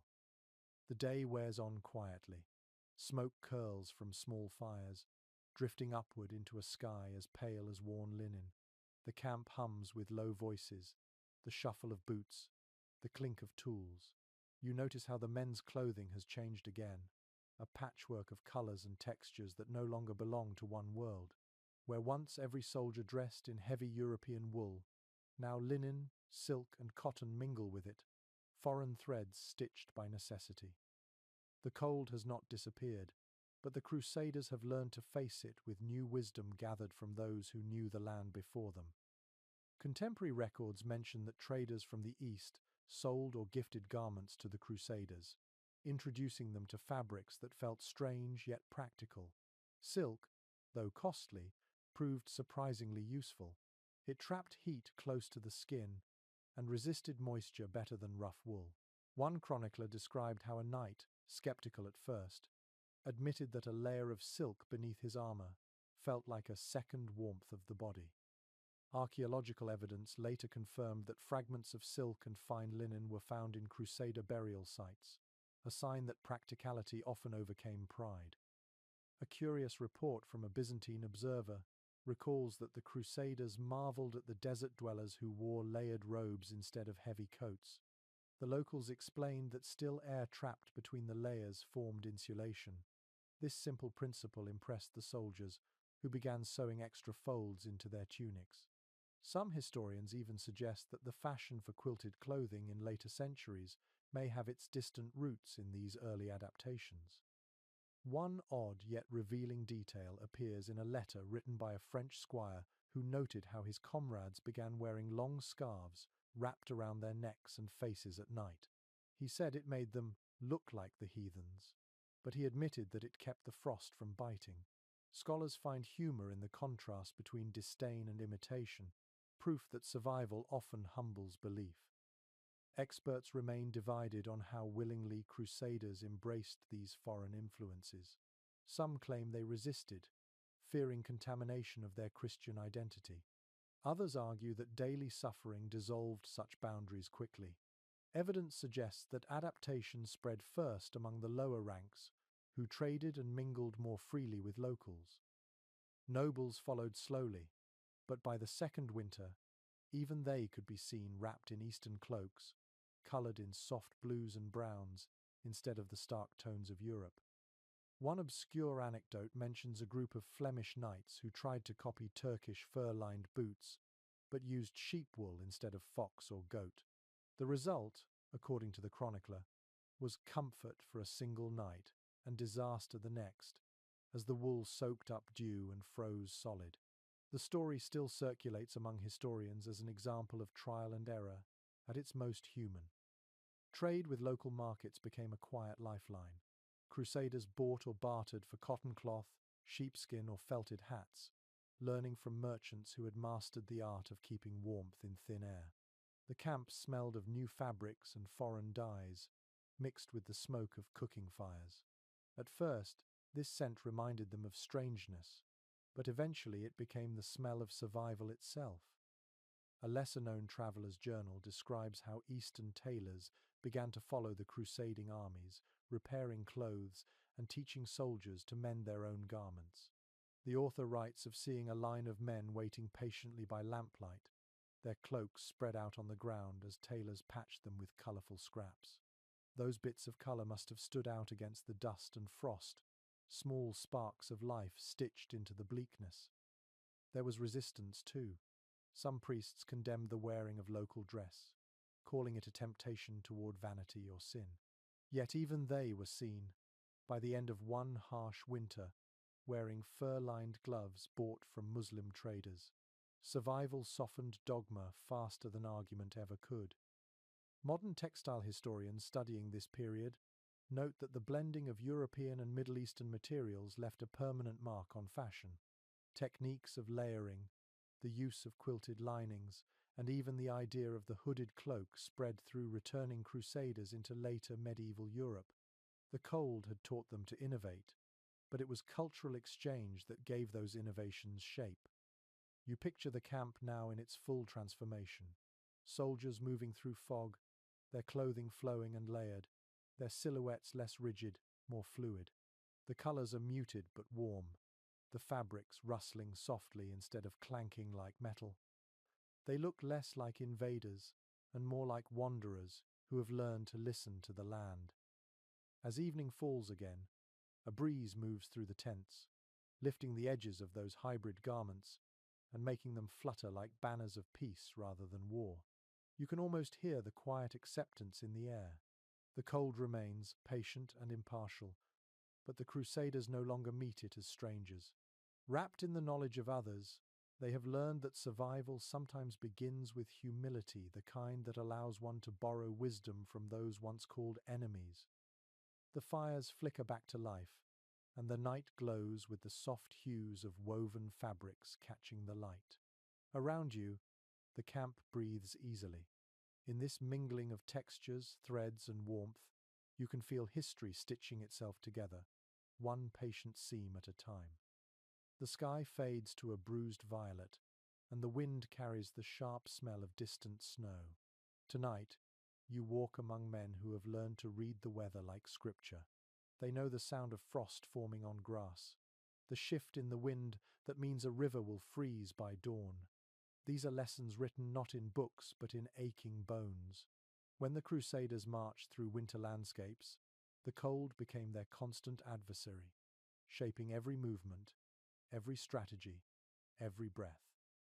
According to most chronicles, the Crusaders were woefully unprepared for the winters of Asia Minor and the Balkans. They had imagined endless heat, not mountains rimed in ice or rivers hard as glass. Yet, the march never paused. One chronicler wrote that the sound of frozen ground under boots was like walking across broken bells. The noise followed them, echoing between valleys.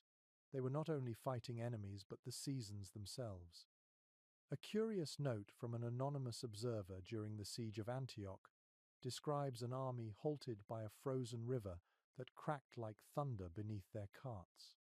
The men chopped at the surface with axes to test its strength, and when it broke, one horse fell through, vanishing with a scream that haunted them for days.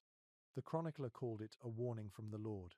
Historians now see it as a reminder that nature, more than any foe, determined the pace of war. One forgotten diary kept by a knight from Burgundy reveals how they adapted to the frozen terrain. He wrote of scattering ashes and straw over the ice to give footing to soldiers and horses alike. Archaeologists later found remnants of straw and burnt residue near an ancient ford in Anatolia, confirming that his account was more than metaphor. It is one of the few physical traces of ingenuity born from desperation. Experts continue to discuss how these winter marches reshaped Crusader tactics. Some claim that the cold forced cooperation between rival factions because survival outweighed politics. Others argue that it deepened division, as those with supplies hoarded them against the poor. Both sides may be right. The cold has a way of revealing the best and worst in people. A peculiar anecdote from a Genoese traveller speaks of soldiers wrapping cloth around their weapons to keep metal from freezing to their hands. He described it as a strange sight: blades swaddled like infants, spears bound with scraps of linen. The same man noted that armor sometimes froze to the skin after crossing icy streams. To remove it required pouring warm wine over the joints, a luxury most could not afford. The march through frozen fields left scars even on the land. Contemporary sources mention abandoned wagons half buried in snow, their wheels frozen solid. Horses fell and were stripped for leather before their bodies stiffened. The silence of those plains must have been unbearable, a soundless world where breath steamed like smoke and footsteps vanished without echo. One chronicler recorded a strange miracle near the city of Marash. The army, desperate for water, found a stream that had frozen clear and solid. They broke through the ice, and beneath it, fish still swam lazily in the current. The men took it as a divine sign and called the place the River of Living Glass. Scholars today doubt the story but appreciate its poetry. In the midst of hunger and frostbite, faith gave shape to beauty where little could be found. There is another curious detail in a soldier's report from the Second Crusade.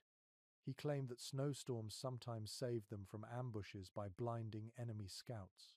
The same storms, however, buried their fires and froze their provisions. To light a flame in those conditions meant kneeling in the snow, cupping the spark like a prayer. You can almost feel that moment: the shivering hands, the faint glow reflected in the snow, the stubborn refusal to surrender to darkness. Archaeological traces found in the passes of the Taurus Mountains show fragments of metal buckles, cooking pots, and horseshoes scattered across the terrain. Many were bent or broken, as if abandoned mid-march. The evidence matches written descriptions of men forced to leave their belongings behind when the cold made carrying them impossible. The mountains became both graveyard and monument to human endurance. Modern historians often describe these winter marches as the crucible of the crusading experience. They stripped away illusion and left only survival. The holy purpose faded into something simpler and more honest: the will to keep walking. You can picture the line of figures trudging through snow, their cloaks stiff, their breath forming halos around their faces. Behind them, the frozen landscape stretches silent and endless. Ahead, a faint hope glimmers like the promise of spring. When night falls again, the camp glows faintly beneath the stars, fires flickering against snowbanks. The men huddle closer than before, sharing warmth and stories of the day's march. The cold presses in but cannot quite win.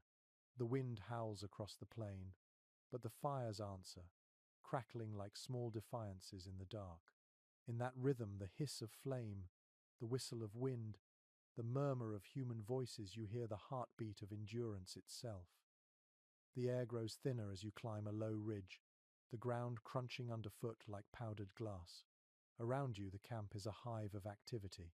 Men are busy digging shallow pits, stacking stones, and dragging wooden shields into odd positions. It takes a moment to understand what you are seeing. These are not preparations for battle, but small acts of engineering meant to tame the cold. The Crusaders, once helpless before the elements, have learned to fight back with their hands and their wits. Most medieval records agree that the soldiers became astonishingly inventive during the harsh winters of their campaigns.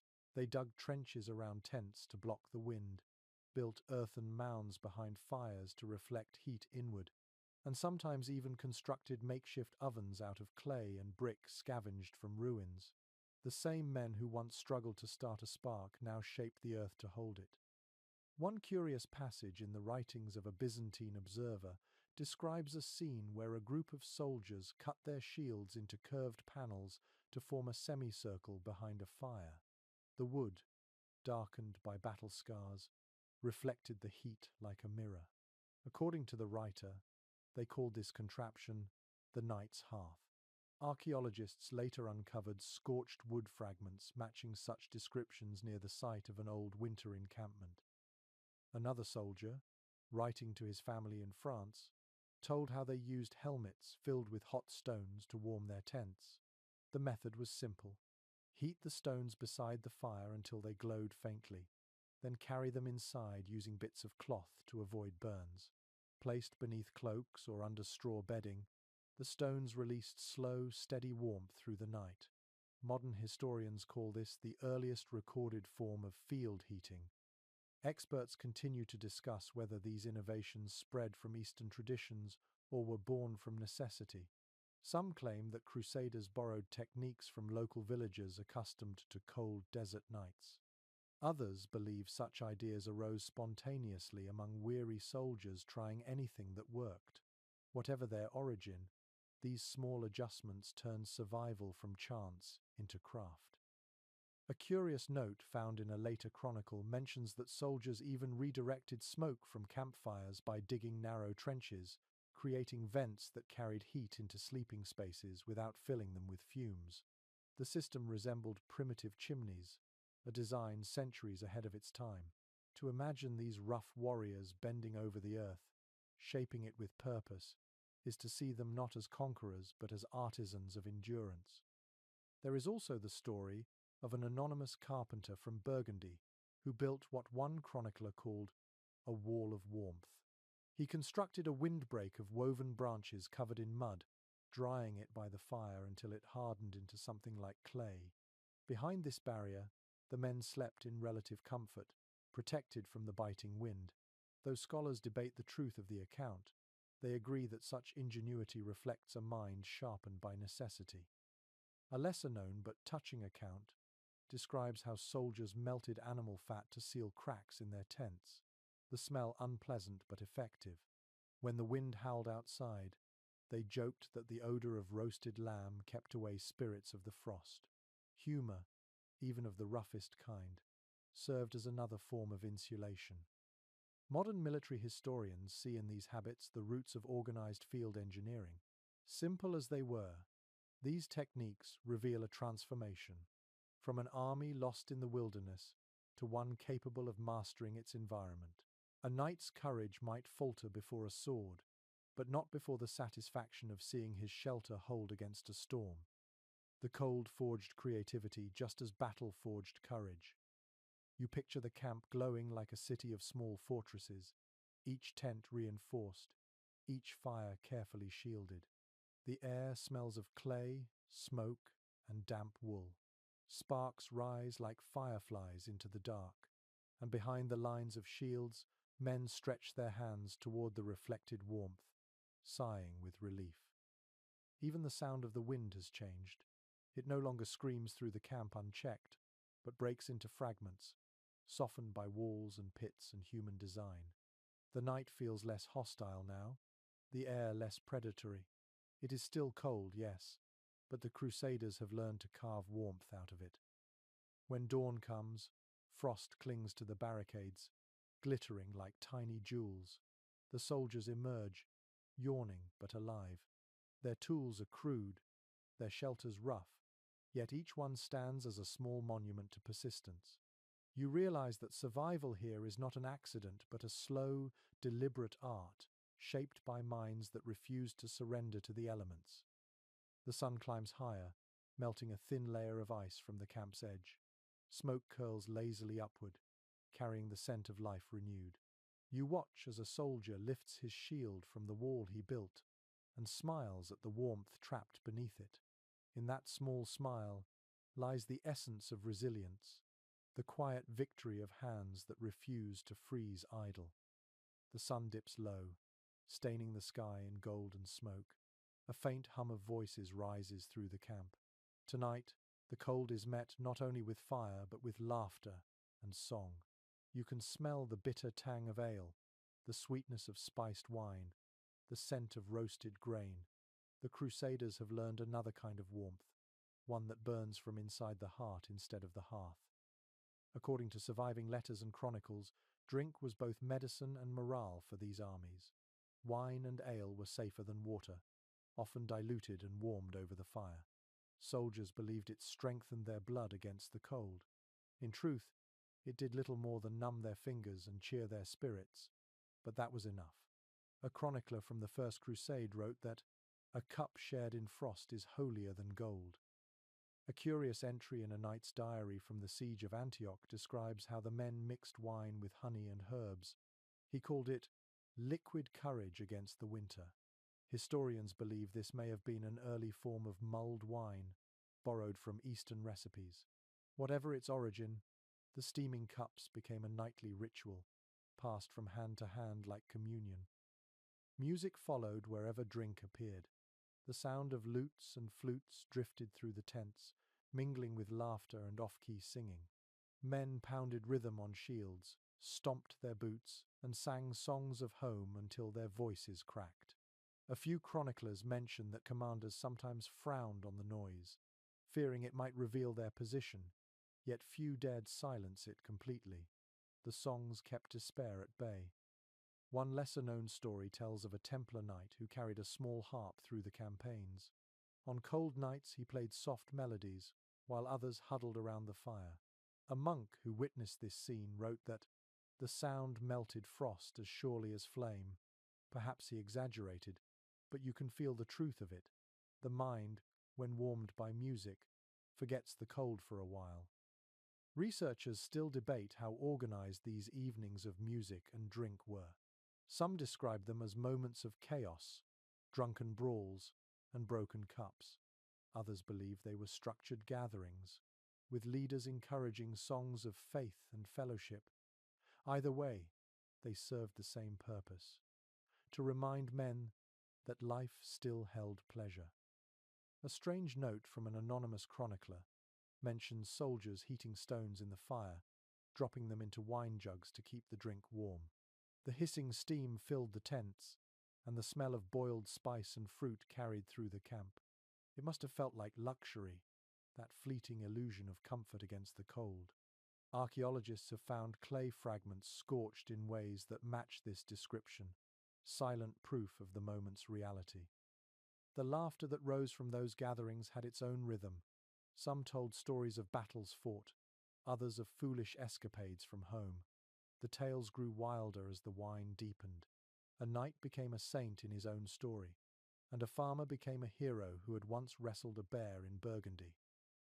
The fire cracked, the knight leaned close, and for a few hours war seemed far away. One chronicler from the later Crusades recorded that songs changed with the temperature. On warmer nights, men sang of glory. In the frost, their voices turned toward love and home. You can hear it in your imagination now. A dozen voices carrying across the wind, rough but sincere, like prayer made human. Experts note that these moments of celebration were not frivolous but vital. Laughter and song kept the mind from freezing long before the body did. Without them, discipline faltered. Modern psychologists would call it morale, but to the Crusaders, it was something simpler. It was the act of remembering they were still alive. As the night deepens, the camp becomes a mosaic of small fires, each surrounded by circles of glowing faces. Some men sing, others sleep, others simply watch the sparks rise into the dark. The air trembles with music and murmured prayer, blending into something larger than either. It is the sound of endurance disguised as joy. When the last song fades, the silence that follows is softer, kinder. The cold returns, but the men are changed. Their cheeks glow, their hearts beat stronger, their minds drift toward dreams instead of fear. Somewhere in that space between laughter and sleep, humanity survives another night.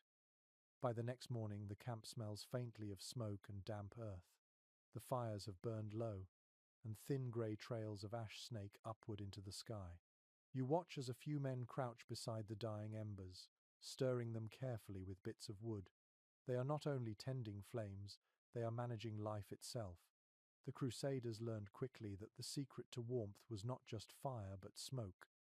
Contemporary accounts describe how soldiers experimented with controlling smoke to make their shelters more livable.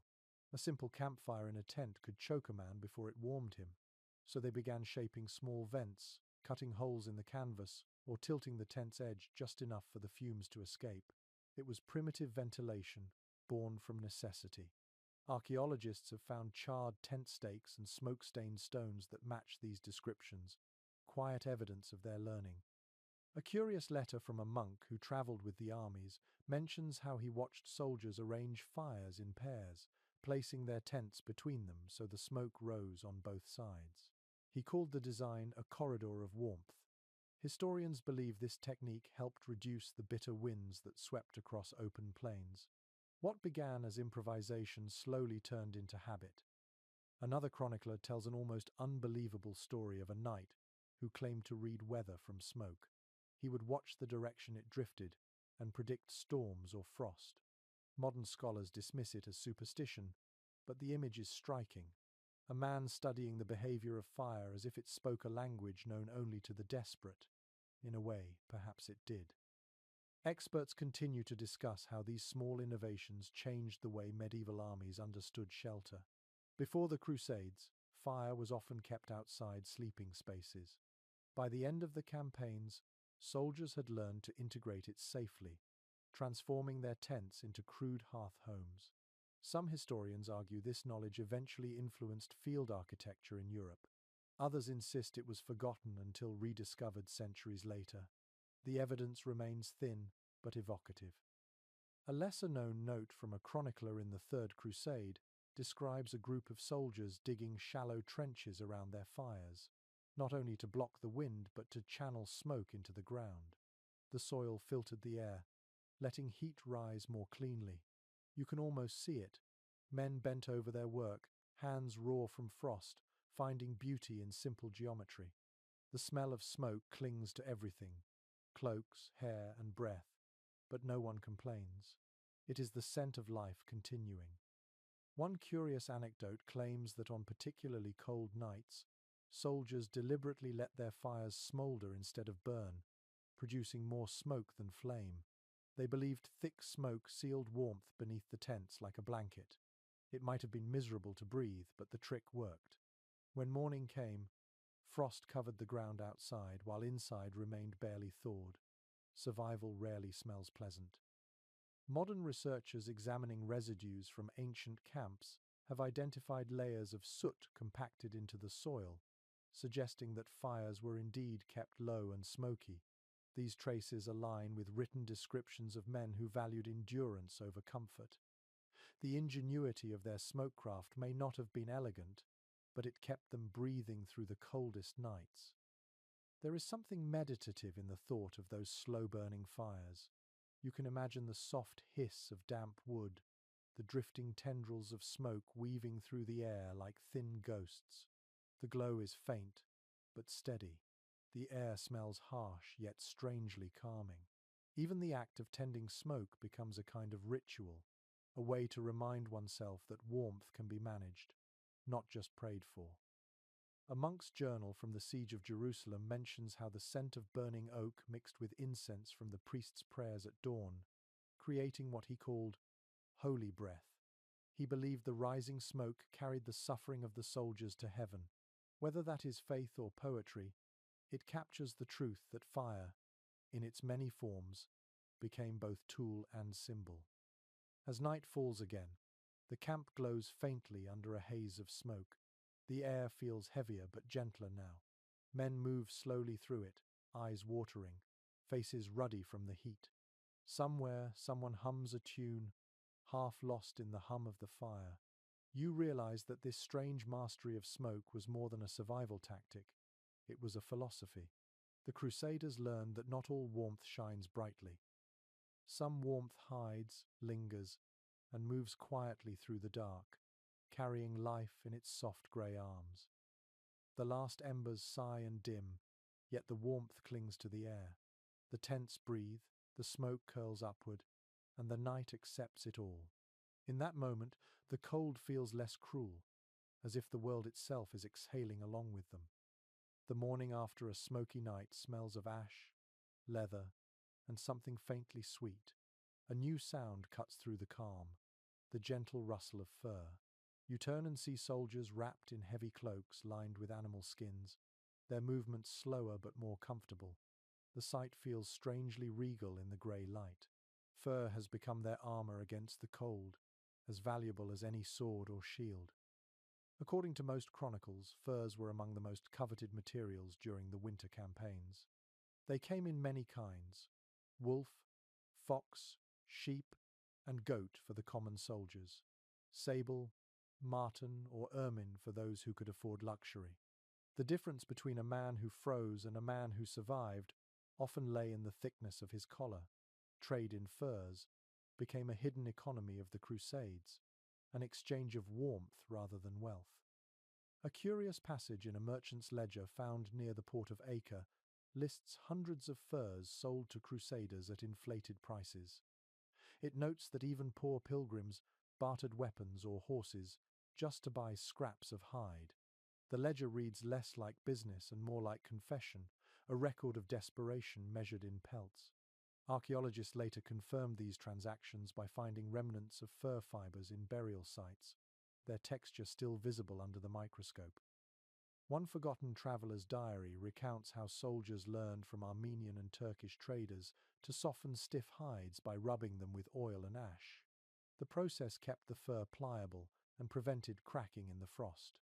The diary adds, almost admiringly, that the smell was fierce, but so was the comfort. Historians suspect such methods spread quickly through the ranks, shared quietly from camp to camp. Experts remain divided on whether fur was considered practical or prestigious among Crusaders. Some argue it symbolized status, especially when dyed in bright colors or trimmed with embroidery. Others claim it was merely a tool of survival, stripped of meaning by the elements. The truth, as usual, lies between. A noble might wear fur for display, but he thanked it like a friend when the wind howled across the plains. There is an odd story told in a Latin letter about knights who wore furs inside out to trap heat better, only to be mocked by comrades for looking like wild men. By the following week, everyone had done the same. That small act of imitation shows how quickly pride yielded to experience. Survival was the great teacher, and even vanity listened to it. A lesser-known but striking account tells of traders bringing northern furs from Scandinavia and Russia, their softness prized even in the East. These furs travelled farther than the Crusaders themselves, linking frozen forests to desert camps.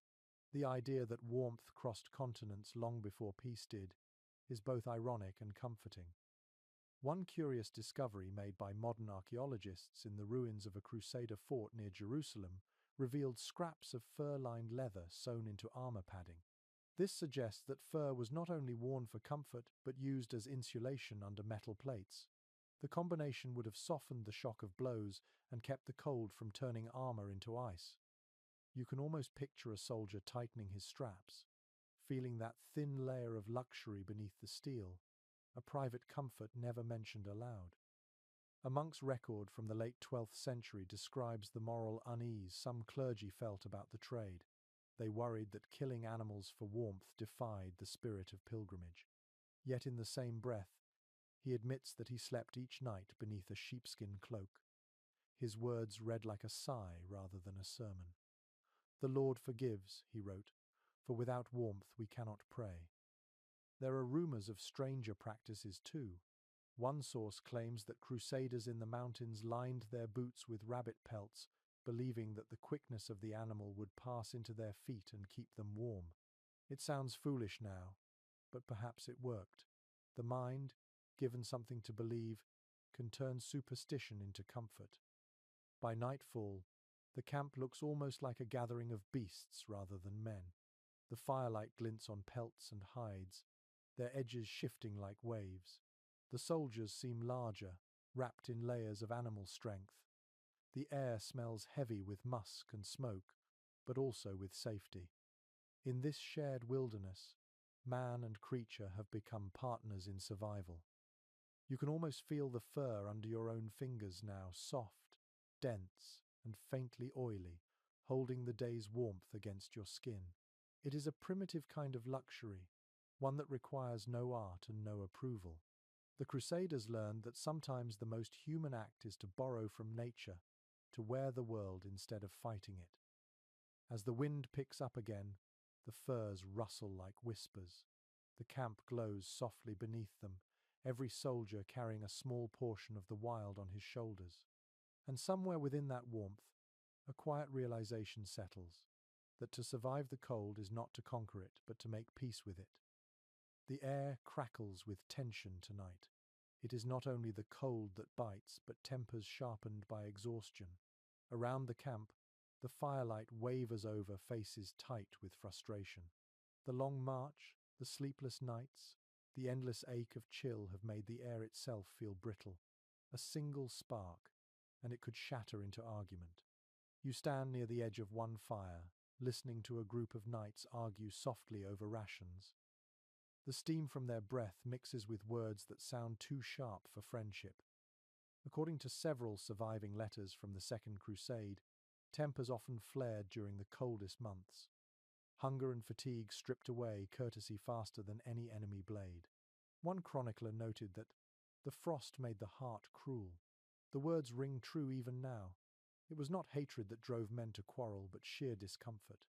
When your fingers sting and your stomach growls, patience feels like a distant luxury. A curious record from a French soldier tells of a scuffle between two captains over a single jug of wine. One claimed command rights, the other claimed thirst.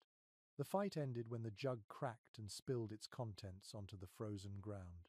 The writer adds dryly that both men stood staring at the wasted wine in silence, their anger melting as quickly as the liquid froze. Historians cite the story as an example of how quickly rage turned to regret in the crucible of cold. Modern scholars continue to discuss whether the strain of winter made the Crusader armies more volatile. Some argue that shared suffering built solidarity, others that it exposed the fragile threads of command. Evidence points to both. A camp that could sing together at night could still splinter by morning. The cold did not discriminate between leaders and foot soldiers. It tested every bond equally. A lesser-known account tells of a knight who tried to strike his squire during a freezing march, but was too weak to lift his sword. The sight apparently reduced both to laughter. That strange moment of shared helplessness, recorded in a brief diary note, shows how absurdity sometimes dissolved anger better than authority ever could. There were deeper tensions too. Supplies were scarce, and decisions about who received warmth and food carried the weight of judgment. A priest might argue that charity should favor the sick, while a captain insisted that soldiers needed strength for battle. Every night became a negotiation of ethics fought beside a dying fire. One obscure chronicle describes how commanders sometimes forced men to build communal fires instead of private ones, believing shared heat would prevent isolation and jealousy. Yet the same source admits that men still crept away to guard their own embers, unwilling to trust others with the little warmth they had. It was not malice, only fear. To share was noble, to freeze was fatal. An odd yet vivid letter from a Venetian archer mentions that during one particularly bitter storm, men began shouting into the wind, venting their rage at the sky. He wrote that the noise rose like prayer but had no faith in it. The description feels painfully human, a release of anger at the one enemy no sword could touch. Perhaps that sound, half curse and half lament, was the real music of the winter campaigns. Archaeological studies of abandoned camps show evidence of hasty departures and broken tools, signs of disorder that match written accounts of fights and desertions. Yet alongside them, researchers have found objects carefully repaired and shared a pot mended 3 times, a cloak stitched from scraps of many others. The contrast is striking. It tells of people who quarreled fiercely but still found reasons to cooperate. One chronicler of the Third Crusade described a strange reconciliation that followed one such quarrel. 2 men, after fighting over bread, spent the next night building a fire together. When asked why, one replied, "Better to warm beside a fool than freeze beside pride."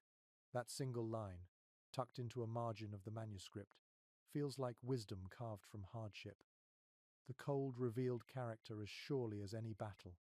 A man's strength was measured not only by the sword but by how he treated those shivering beside him. For every argument, there were also quiet acts of kindness. A glove shared, a portion of soup divided, a cloak draped over a stranger.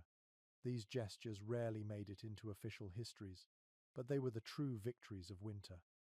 As the fire before you burns low, the quarrel nearby softens. The men fall silent, ashamed perhaps, or simply too tired to continue. One passes the last scrap of bread to the other. The night grows calm again. In the flicker of the flames, the tension dissolves like frost under sunlight. The warmth returns, not from the fire, but from forgiveness that glows quietly between them. You realize then that survival was not only about tools and fabric and flame, it was also about endurance of the spirit. Anger spent too freely could freeze a heart faster than ice. What saved the Crusaders in the end was not strength, but the fragile warmth of mercy that kept them human, even when the world around them turned to stone. Snow begins to fall again, soft and steady, blanketing the camp in silence. The flakes drift through the air like feathers, landing on helmets, cloaks, and the tips of spears. You can hear the faint hiss as they touch the embers of the fire and vanish into steam. The soldiers glance upward, caught between awe and dread. They have seen this before, and they know what it means. A storm is coming. According to the chronicles of the First Crusade, blizzards struck the armies without warning, turning roads into traps and tents into tombs. One priest described how the sky fell upon the earth in white sheets, smothering even prayer. The words carry both terror and reverence. For men who believed the world to be ruled by divine will, snow felt like both punishment and proof. A curious note in a later account mentions that when storms hit suddenly, the Crusaders would drop their gear and huddle in circles, covering themselves with their cloaks and packs, forming what they called rings of breath. Each man faced inward, heads bowed, exhaling warmth into the shared space. Modern historians see this as one of the earliest descriptions of a survival tactic still used by explorers centuries later. It is a strange thought that desperation can invent wisdom lasting far beyond its time. Another chronicler writes of a storm so fierce that it buried entire wagons. The men dug with bare hands until their nails split. When they reached the horses trapped inside, the animals were already stiff. He recorded it without flourish, simply stating, "The Lord tested our hearts." Archaeological findings in Anatolia later uncovered remains of carts and animal bones clustered together beneath layers of silt, silent confirmation of the truth behind that sentence. Some modern experts argue that these blizzards shaped more than logistics, they altered belief. In their eyes, the storms forced men to confront the limits of divine favor. For every miracle they thought they saw in the sky, the same sky could take it away in a heartbeat. The tension between faith and fear hardened into something new: endurance. A lesser-known diary kept by a Lombard soldier describes what he called the miracle of warmth. During a particularly brutal night, when snow filled the tents and fires died, a faint glow appeared in the sky. He wrote that the men saw it as a sign of God's mercy and took courage. The next morning they discovered that the glow came from lightning striking in the distance, not heaven's fire. Still, they spoke of it as salvation. The mind, longing for hope, will take what it can find. There are quieter moments too. One record tells of a man who spent an entire storm sitting beside his tent, carving small crosses into bits of wood. When asked why, he said that the act kept his fingers from freezing and his soul from despair. The chronicler called it madness, but perhaps it was simply prayer given shape. Archaeological surveys near the site of the siege of Ascalon have uncovered patterns of burned soil arranged in neat lines. Scholars believe these were fire trenches used to melt snow and create walkways through the camp. The idea was simple but ingenious. Light small fires in sequence to clear paths. using warmth to fight back against the white weight of the world. A strange legend persists in some later writings that during one of the worst storms, a column of soldiers claimed to see an angel walking across the snow. The figure glowed faintly blue and vanished when they approached. Historians dismiss it as illusion born of exhaustion and moonlight. Yet in the minds of the men who saw it, the vision became proof that their suffering was seen, if not spared. Experts still debate how many lives the cold claimed during those winters. The numbers vary, the causes blur, but the feeling that runs through every account is the same: awe. Even in misery, the soldiers described beauty. They wrote of snow that sparkled like powdered glass, of nights so quiet that they could hear ice cracking miles away. The cold did not only kill, it humbled. You stand now among them in imagination, the storm closing around you.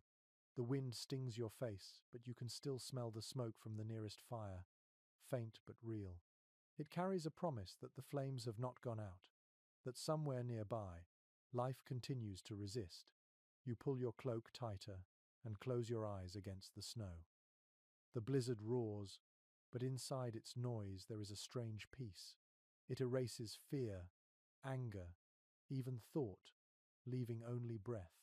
This is what the Crusaders must have felt, the raw, wordless clarity that comes when nature strips everything away. The storm will end. It always does. And when it does, they will rise again, shake the frost from their cloaks, and begin the slow work of rebuilding warmth from ashes. When the storm finally passes, the world emerges in silence. The snow lies smooth and bright under a thin sun, glistening like glass across the plain. The camp begins to move again, slow at first, then steadily, as if life itself is stretching after a long sleep.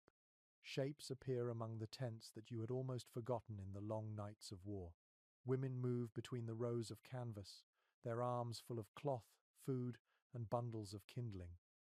The presence of women in Crusader camps was not unusual, though it was rarely mentioned with respect in the official chronicles. Yet their role, often hidden, was essential to survival. According to most records, the crusading armies carried with them not only soldiers and priests, but also wives, servants, washerwomen, and healers. They followed the armies for years, working quietly in the background. They cooked, mended, tended wounds, and helped maintain a fragile thread of comfort amid chaos. When the cold settled in, their labor became the difference between life and death. A letter written by a knight to his brother back home describes how the women of the camp gathered straw and scraps of cloth to make bedding. He admits that their skill with sewing and firekeeping saved many lives. Their hands, he wrote, were warmer than the fires. The tone of the letter carries both gratitude and wonder. It seems that even hardened soldiers could recognize grace when it brushed against them. A curious entry from a German chronicler recounts that women sometimes formed small groups, tending shared fires and offering warmth to those who came in from the night watch. The men called these circles the Hearth of Mercy. Historians debate whether this was literal or poetic, but the image remains powerful. You can imagine the soft sound of women's voices, the rustle of skirts, the quiet discipline with which they turned cold air into something livable. There are accounts of healers who used oils mixed with herbs to rub frostbitten skin, saving fingers and toes from blackening. A monk writing from Antioch describes one woman who brewed a thick drink of honey, wine, and garlic, claiming it drove the cold from the lungs. He admitted reluctantly that it worked. The memory of her recipe lingers in later medical texts copied by clerics who never mentioned her name. Experts continue to argue over how many women traveled with the crusading armies. Some say only a few, others suggest hundreds in larger camps. The evidence is scattered: fragments of jewelry, combs, and cooking pots buried in camp ruins. Each small artifact hints at a story of resilience too ordinary for grand chronicles but too vital to forget. A lesser-known detail from a Venetian sailor's journal describes how, during one bitter winter, women collected scraps of cloth from damaged banners to make scarves for the soldiers. The irony is striking symbols of war turned into garments of care. The chronicler calls it an act of quiet rebellion against the cold. One strange yet moving story comes from a chronicler who tells of a woman named Agnes who followed her husband across half of Asia Minor. When he fell sick from the chill, she built a shelter of canvas and brush around his cot, warming the space with small oil lamps. He survived. Later, the men in the camp began copying her design for their own wounded. Her name does not appear again in the records, but her idea lived on.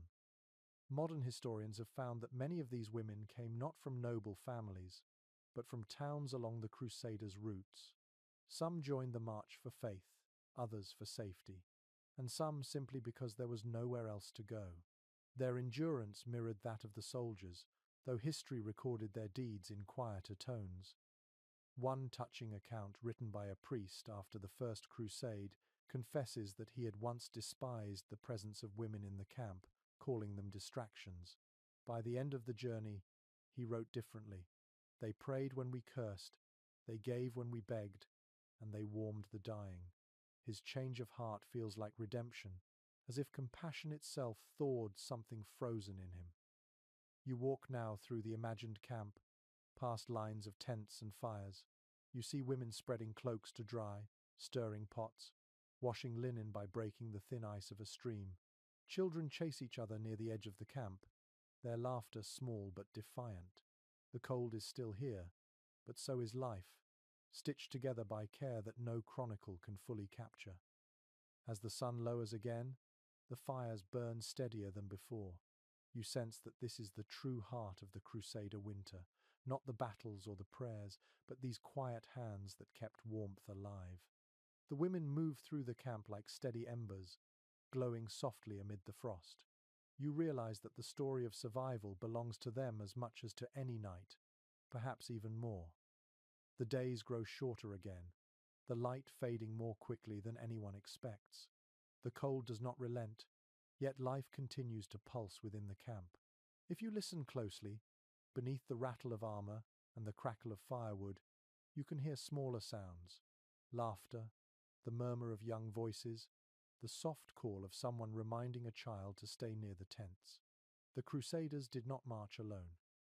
Among the warriors and priests moved pages, squires, and children who carried no swords but bore the same weight of the cold. According to the writings of several chroniclers, every crusading army included boys apprenticed as pages or squires. They were often noble-born, sent by their families to learn the ways of war. They tended horses, polished armor, fetched water, and carried messages across the sprawling camps. Many were no older than 12 or 13. The records say little about how they endured the freezing nights, but one can imagine their shivering forms pressed close to the same fires as the men they served. A letter written by a Templar knight mentions his young attendant, a boy named Hugo, who nearly froze one night after standing guard too long. The knight found him curled beside a horse, hands white and stiff. He wrapped him in his own cloak and wrote afterward, "He sleeps beside me now, and I feel less alone." The tone of that letter, unguarded and tender, shows how hardship blurred the boundaries between rank and affection. One curious note in the diary of a crusade chaplain speaks of camp followers, children, sons and daughters of soldiers, servants and merchants who grew up among tents and banners. He describes them playing in the snow, shaping crude figures of knights and crosses from packed ice. The image is strange and sweet, a moment of innocence standing in the shadow of war. The same chronicler confesses that hearing their laughter made the cold seem less like punishment and more like the world's breath. Experts still debate how many children accompanied these expeditions. Some historians think their presence was limited to a few noble households. Others believe that entire families sometimes followed, unwilling to be left behind in dangerous lands. The archaeological record supports the latter view. Small shoes, bone toys, and tiny eating bowls have been found in Crusader settlements. These traces remind us that history's grand campaigns were lived not only by men with swords, but by children learning to survive beside them. A forgotten account from an Italian scribe describes how squires and older boys formed small teams to gather wood and snowmelt water during the evenings. The youngest carried bundles of sticks almost as large as themselves, their faces red from the cold. Yet, the same scribe notes, they often sang as they worked, inventing rhymes to mock the frost. He called it childish defiance against the wind. You can almost hear it now, those bright voices carried through the dark. A lesser-known story from a Crusader's memoir tells of a boy who saved his master's life during a snowstorm by lighting a fire inside a broken shield and holding it under a makeshift tent until morning. The boy burned his own hands doing it. The knight later wrote that he never saw courage so small in body yet so large in spirit. It is one of those stories that sound half legend, half truth, but it captures the essence of the time young hearts forced to grow quickly in the cold. Modern researchers point out that these children often learned the art of endurance before they learned to read. They adapted faster than their elders, using play as practice. A monk once described how boys chased each other around the campfires, laughing even as snow fell in their hair. Their joy, he wrote, was a flame that the frost could not touch. Perhaps that joy was the camp's most fragile defense against despair. A curious discovery made near the ruins of a Crusader outpost revealed a wooden whistle carved in the shape of a bird. Its surface was worn smooth by many fingers. It likely belonged to one of those young pages or children of the camp. Holding it now, centuries later, one can almost hear the echo of a tune played to keep fear away. Even the soldiers who had lost all softness in their hearts seemed changed by the presence of the young. Letters from the time speak of men sharing food with the smallest among them, or carving toys from bits of bone. Hard men who had faced death without flinching would weep if a child fell ill from the cold. The historian Albert of Aachen once wrote, "It was the children who reminded the army what warmth truly was." As the night returns, you can see the fires reflected in young eyes, the faces half hidden by hoods too large for them. A boy tosses a stick into the flames, and for a moment the sparks rise high, dancing like stars. Around him, the adults grow quiet, watching. The laughter fades into calm, and the world feels gentler, if only for a heartbeat. The cold may still own the air, but the warmth of youth keeps it from claiming the soul. Among the weary soldiers, those small lives became living proof that the human spirit, once kindled, can glow even in the harshest frost. The morning smells of smoke, salt, and sweat. The sun has not yet cleared the horizon, and the camp stirs slowly, wrapped in fog. The cold air presses down like a weight, and every sound seems louder. The thud of boots, the soft cough of tired men, the creak of wet leather. You walk past rows of tents and feel it the scent of humanity that clings to everything. When the frost came, the Crusaders learned to live with their own bodies as much as with the land, and that was not always a pleasant lesson. Contemporary sources rarely describe the smell of the camps, yet their silences tell enough. They speak of sickness, rot and smoke, of water too cold to wash with, and air too dry to breathe cleanly. One knight, writing from the plains of Anatolia, admitted that the scent of life hung over us, heavier than armor. It was the smell of thousands living close together with little soap, less water, and no comfort but fire. A curious record from a monk traveling with the Crusaders explains how washing became a luxury. When water froze in buckets and rivers turned to ice, men wiped their faces with snow. It left them feeling cleaner, though it burned their skin raw. Some rubbed ash mixed with sand over their hands, believing it purified both body and soul. Historians now note that this practice, crude as it was, actually helped remove dirt and sweat. Survival, once again, bred invention. One strange but revealing detail appears in the writings of a French squire who claimed that the smell of smoke was a blessing. "If you reek of fire," he wrote, "the lice will not love you." He was not wrong. The combination of ash and heat killed pests that thrived in wool and hair. The men learned to sit close to the smoke even when it made their eyes water. To smell of fire became a mark of endurance, not shame. Experts remain divided about how the Crusaders managed basic sanitation during the long winters. Some records mention latrines dug at the edge of the camp, shallow trenches that froze solid overnight. Others describe filth spreading between tents when snow blocked movement. Archaeologists studying Crusader sites have found layers of compacted waste mixed with ash and straw, suggesting they burned what they could to keep disease at bay. The same fires that cooked food and warmed hands also cleansed the ground beneath their feet. A lesser-known report from a Genoese sailor recounts how soldiers tried to scent their tents by burning herbs gathered from nearby hills. He lists rosemary, thyme, and sage among them, calling it the perfume of the poor. The smoke must have hung in the air, mingling with sweat and leather, transforming the camp's stench into something almost familiar, almost home-like. One curious note from a chronicler mentions that the richer knights carried small pouches of dried lavender or rose petals sewn into their cloaks. These little charms were believed to ward off sickness. Whether they truly worked or not, the scent must have brought comfort, a reminder of distant hearths and warm chambers left behind. The chronicler adds, almost wistfully, that even the faintest fragrance of flowers could make hardened men fall silent with homesickness. Modern scholars interpret the Crusaders' struggle with hygiene as more than physical.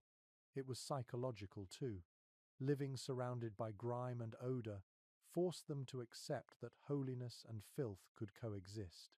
The sermons they heard told them that purity was spiritual, not material, and perhaps that belief made the smell easier to bear. One forgotten letter from a cleric in the Holy Land describes how the scent of the camp blended with incense from the priest's prayers. "Smoke of men and smoke of altar rise together," he wrote, "and heaven does not turn away." His words remind you that in their world, even the unpleasant carried meaning. The odour of endurance became the fragrance of faith. There is an almost tender irony in the idea that survival smelled so strongly. Every gust of wind carried the mark of living bodies' sweat, smoke, oil, wool, and salt. The same smells that now might disgust us once meant safety. They proved that others were near, that no one was freezing alone. You walk through the imagined camp and catch those scents in your mind: the acrid sweetness of burned pine, the musk of animal hides drying by the fire, the sour tang of fatigue. It is heavy, yes, but also grounding. It is the smell of persistence, of people refusing to vanish into cold air. As the light strengthens, soldiers open their tents, letting smoke and frost mingle. The morning wind carries away the worst of it, leaving behind only the faint perfume of survival. You realize that the Crusaders, like all travelers in harsh places, came to measure life by smell and sound as much as by sight. The stench of the camp, ugly and honest, was proof that warmth, though imperfect, still clung to the living. The sky glows pale as morning returns, thin sunlight sliding over the frost-bitten ground. Around the camp, the fires sputter and crackle weakly, their smoke rising in slow columns toward a sky drained of colour. The Crusaders begin to pack what little they have, shaking snow from cloaks, stamping the stiffness from their boots. You watch them move and realize that the cold has taught them discipline more than any commander could. Survival has become its own religion. According to the journals of the First Crusade, soldiers developed morning rituals that bordered on ceremony. They began with silence, then movement, each man preparing his gear the same way every day. A monk who observed them wrote that routine is the armor of the soul. By repeating familiar motions, folding cloaks, checking straps, stirring the embers, they held the chaos of the cold at bay. It was a rhythm that steadied the mind even when the body trembled. A curious note from a soldier's diary describes how they learned to start their mornings not by marching, but by warming their feet in ashes. He explains that the fire's residue retained heat even after the flames died. The men would bury their toes in the grey dust until the sting of frost faded. It was an odd, almost childlike image, grown warriors standing barefoot in ashes, drawing comfort from the remnants of yesterday's fire. Archaeologists later found traces of scorched footprints near ancient campsites, silent proof of this strange intimacy with the earth.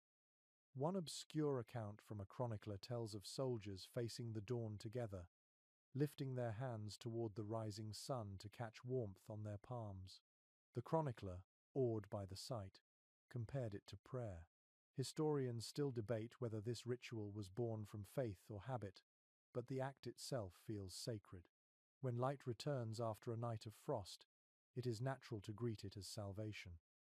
Experts remain divided about how the Crusaders balanced discipline with despair. Some argue that daily structure kept them sane, while others suggest it became mechanical, an empty repetition masking exhaustion. Yet within those routines, small sparks of hope survived. Men who might have given up found strength in motion, in doing rather than thinking.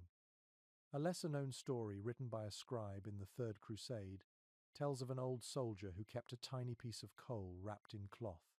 Every morning he unwrapped it, breathed on it, and whispered a prayer before tucking it away again. He believed it was a fragment of the first fire he had lit when leaving home. It was superstition, perhaps, but also poetry, the belief that warmth, once kindled, could live forever if tended carefully enough. Some modern historians see this devotion to habit as an early form of psychological resilience. The soldiers could not control the weather, hunger, or disease, but they could control the sequence of their actions.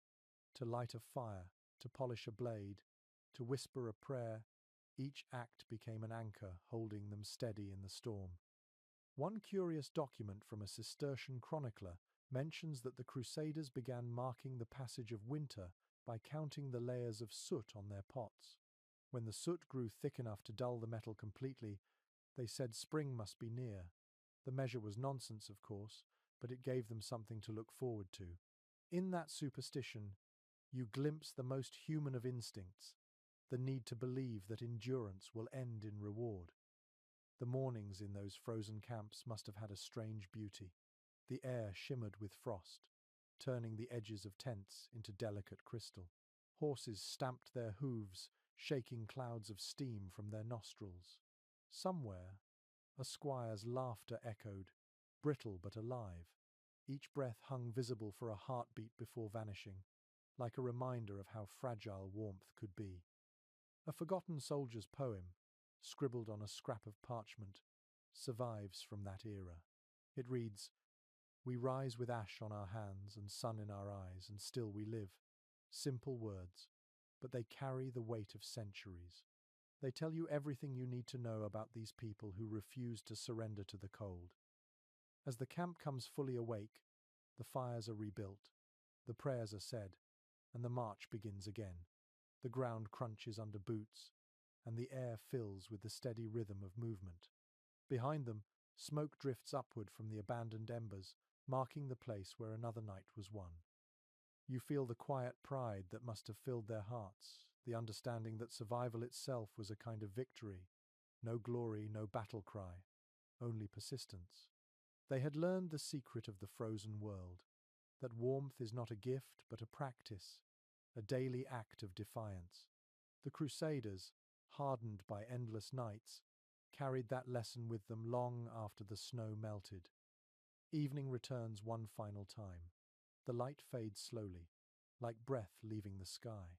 Around you the camp has grown smaller, quieter, more deliberate. The men know how to build their fires now, how to fold their cloaks just so, how to find the small comfort of warmth even when the wind cuts through everything. The lessons of the long winter live in their muscles, their voices, their hearts. According to later chronicles, by the end of each campaign season, the Crusaders had become masters of survival. They no longer cursed the frost but treated it like an old rival whose moves they had learned. Fires were built lower, shields turned into walls, cloaks mended with patient hands. One chronicler from the 12th century wrote that the cold taught us discipline where prayer could not. Those words ring with the wisdom of endurance. A curious letter from a returning knight describes how the habits of winter never left him. Even years later, he found himself waking before dawn to check for embers, or folding his blanket with the same care he once gave to his armor. Historians note how often Crusaders carried these memories home, their minds shaped by seasons of ice. They had learned that comfort is fragile, and warmth must be earned again each day. Another record from a monk writing near Jerusalem tells of soldiers who began to see beauty in hardship.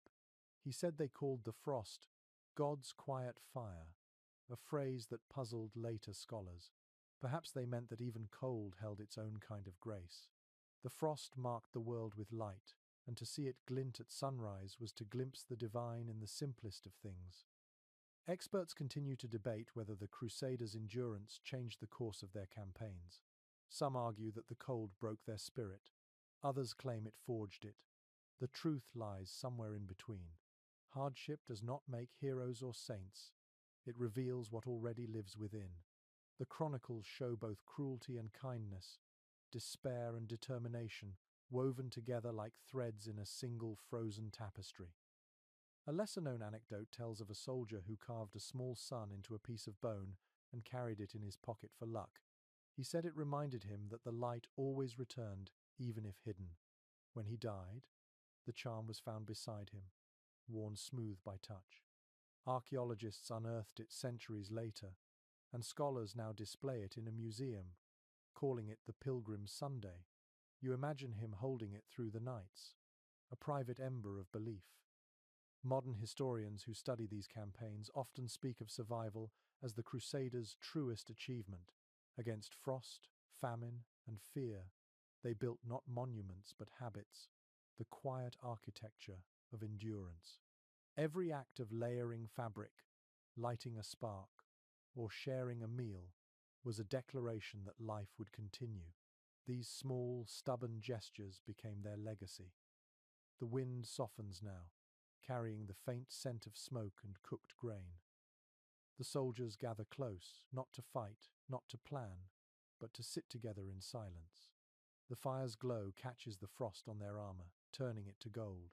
You can almost feel the warmth pulsing outward, faint yet real. Somewhere, a priest hums a hymn barely above a whisper. Others join in, not out of ceremony, but because the sound itself feels like heat. The melody drifts upward, mingling with the sparks and the stars. The sky listens quietly. As the night deepens, the camp becomes a constellation of small lights. Each fire marks a victory, not of conquest, but of persistence. These are not the moments history remembers, yet they are the ones that kept history alive. You stand at the edge of the camp one last time, feeling the cold brush your face. The lessons linger in the air, that warmth is fragile, that survival is an act of faith, and that even in the bleakest silence, life hums beneath the frost. Now the fires fade, one by one, until only smoke remains. The stars grow sharper. The air stills. You take a deep breath, tasting ash, salt, and something like peace. The story slows now, settling gently like snow over the fields of memory. You can feel the warmth of the last embers still glowing somewhere inside you, quiet but steady.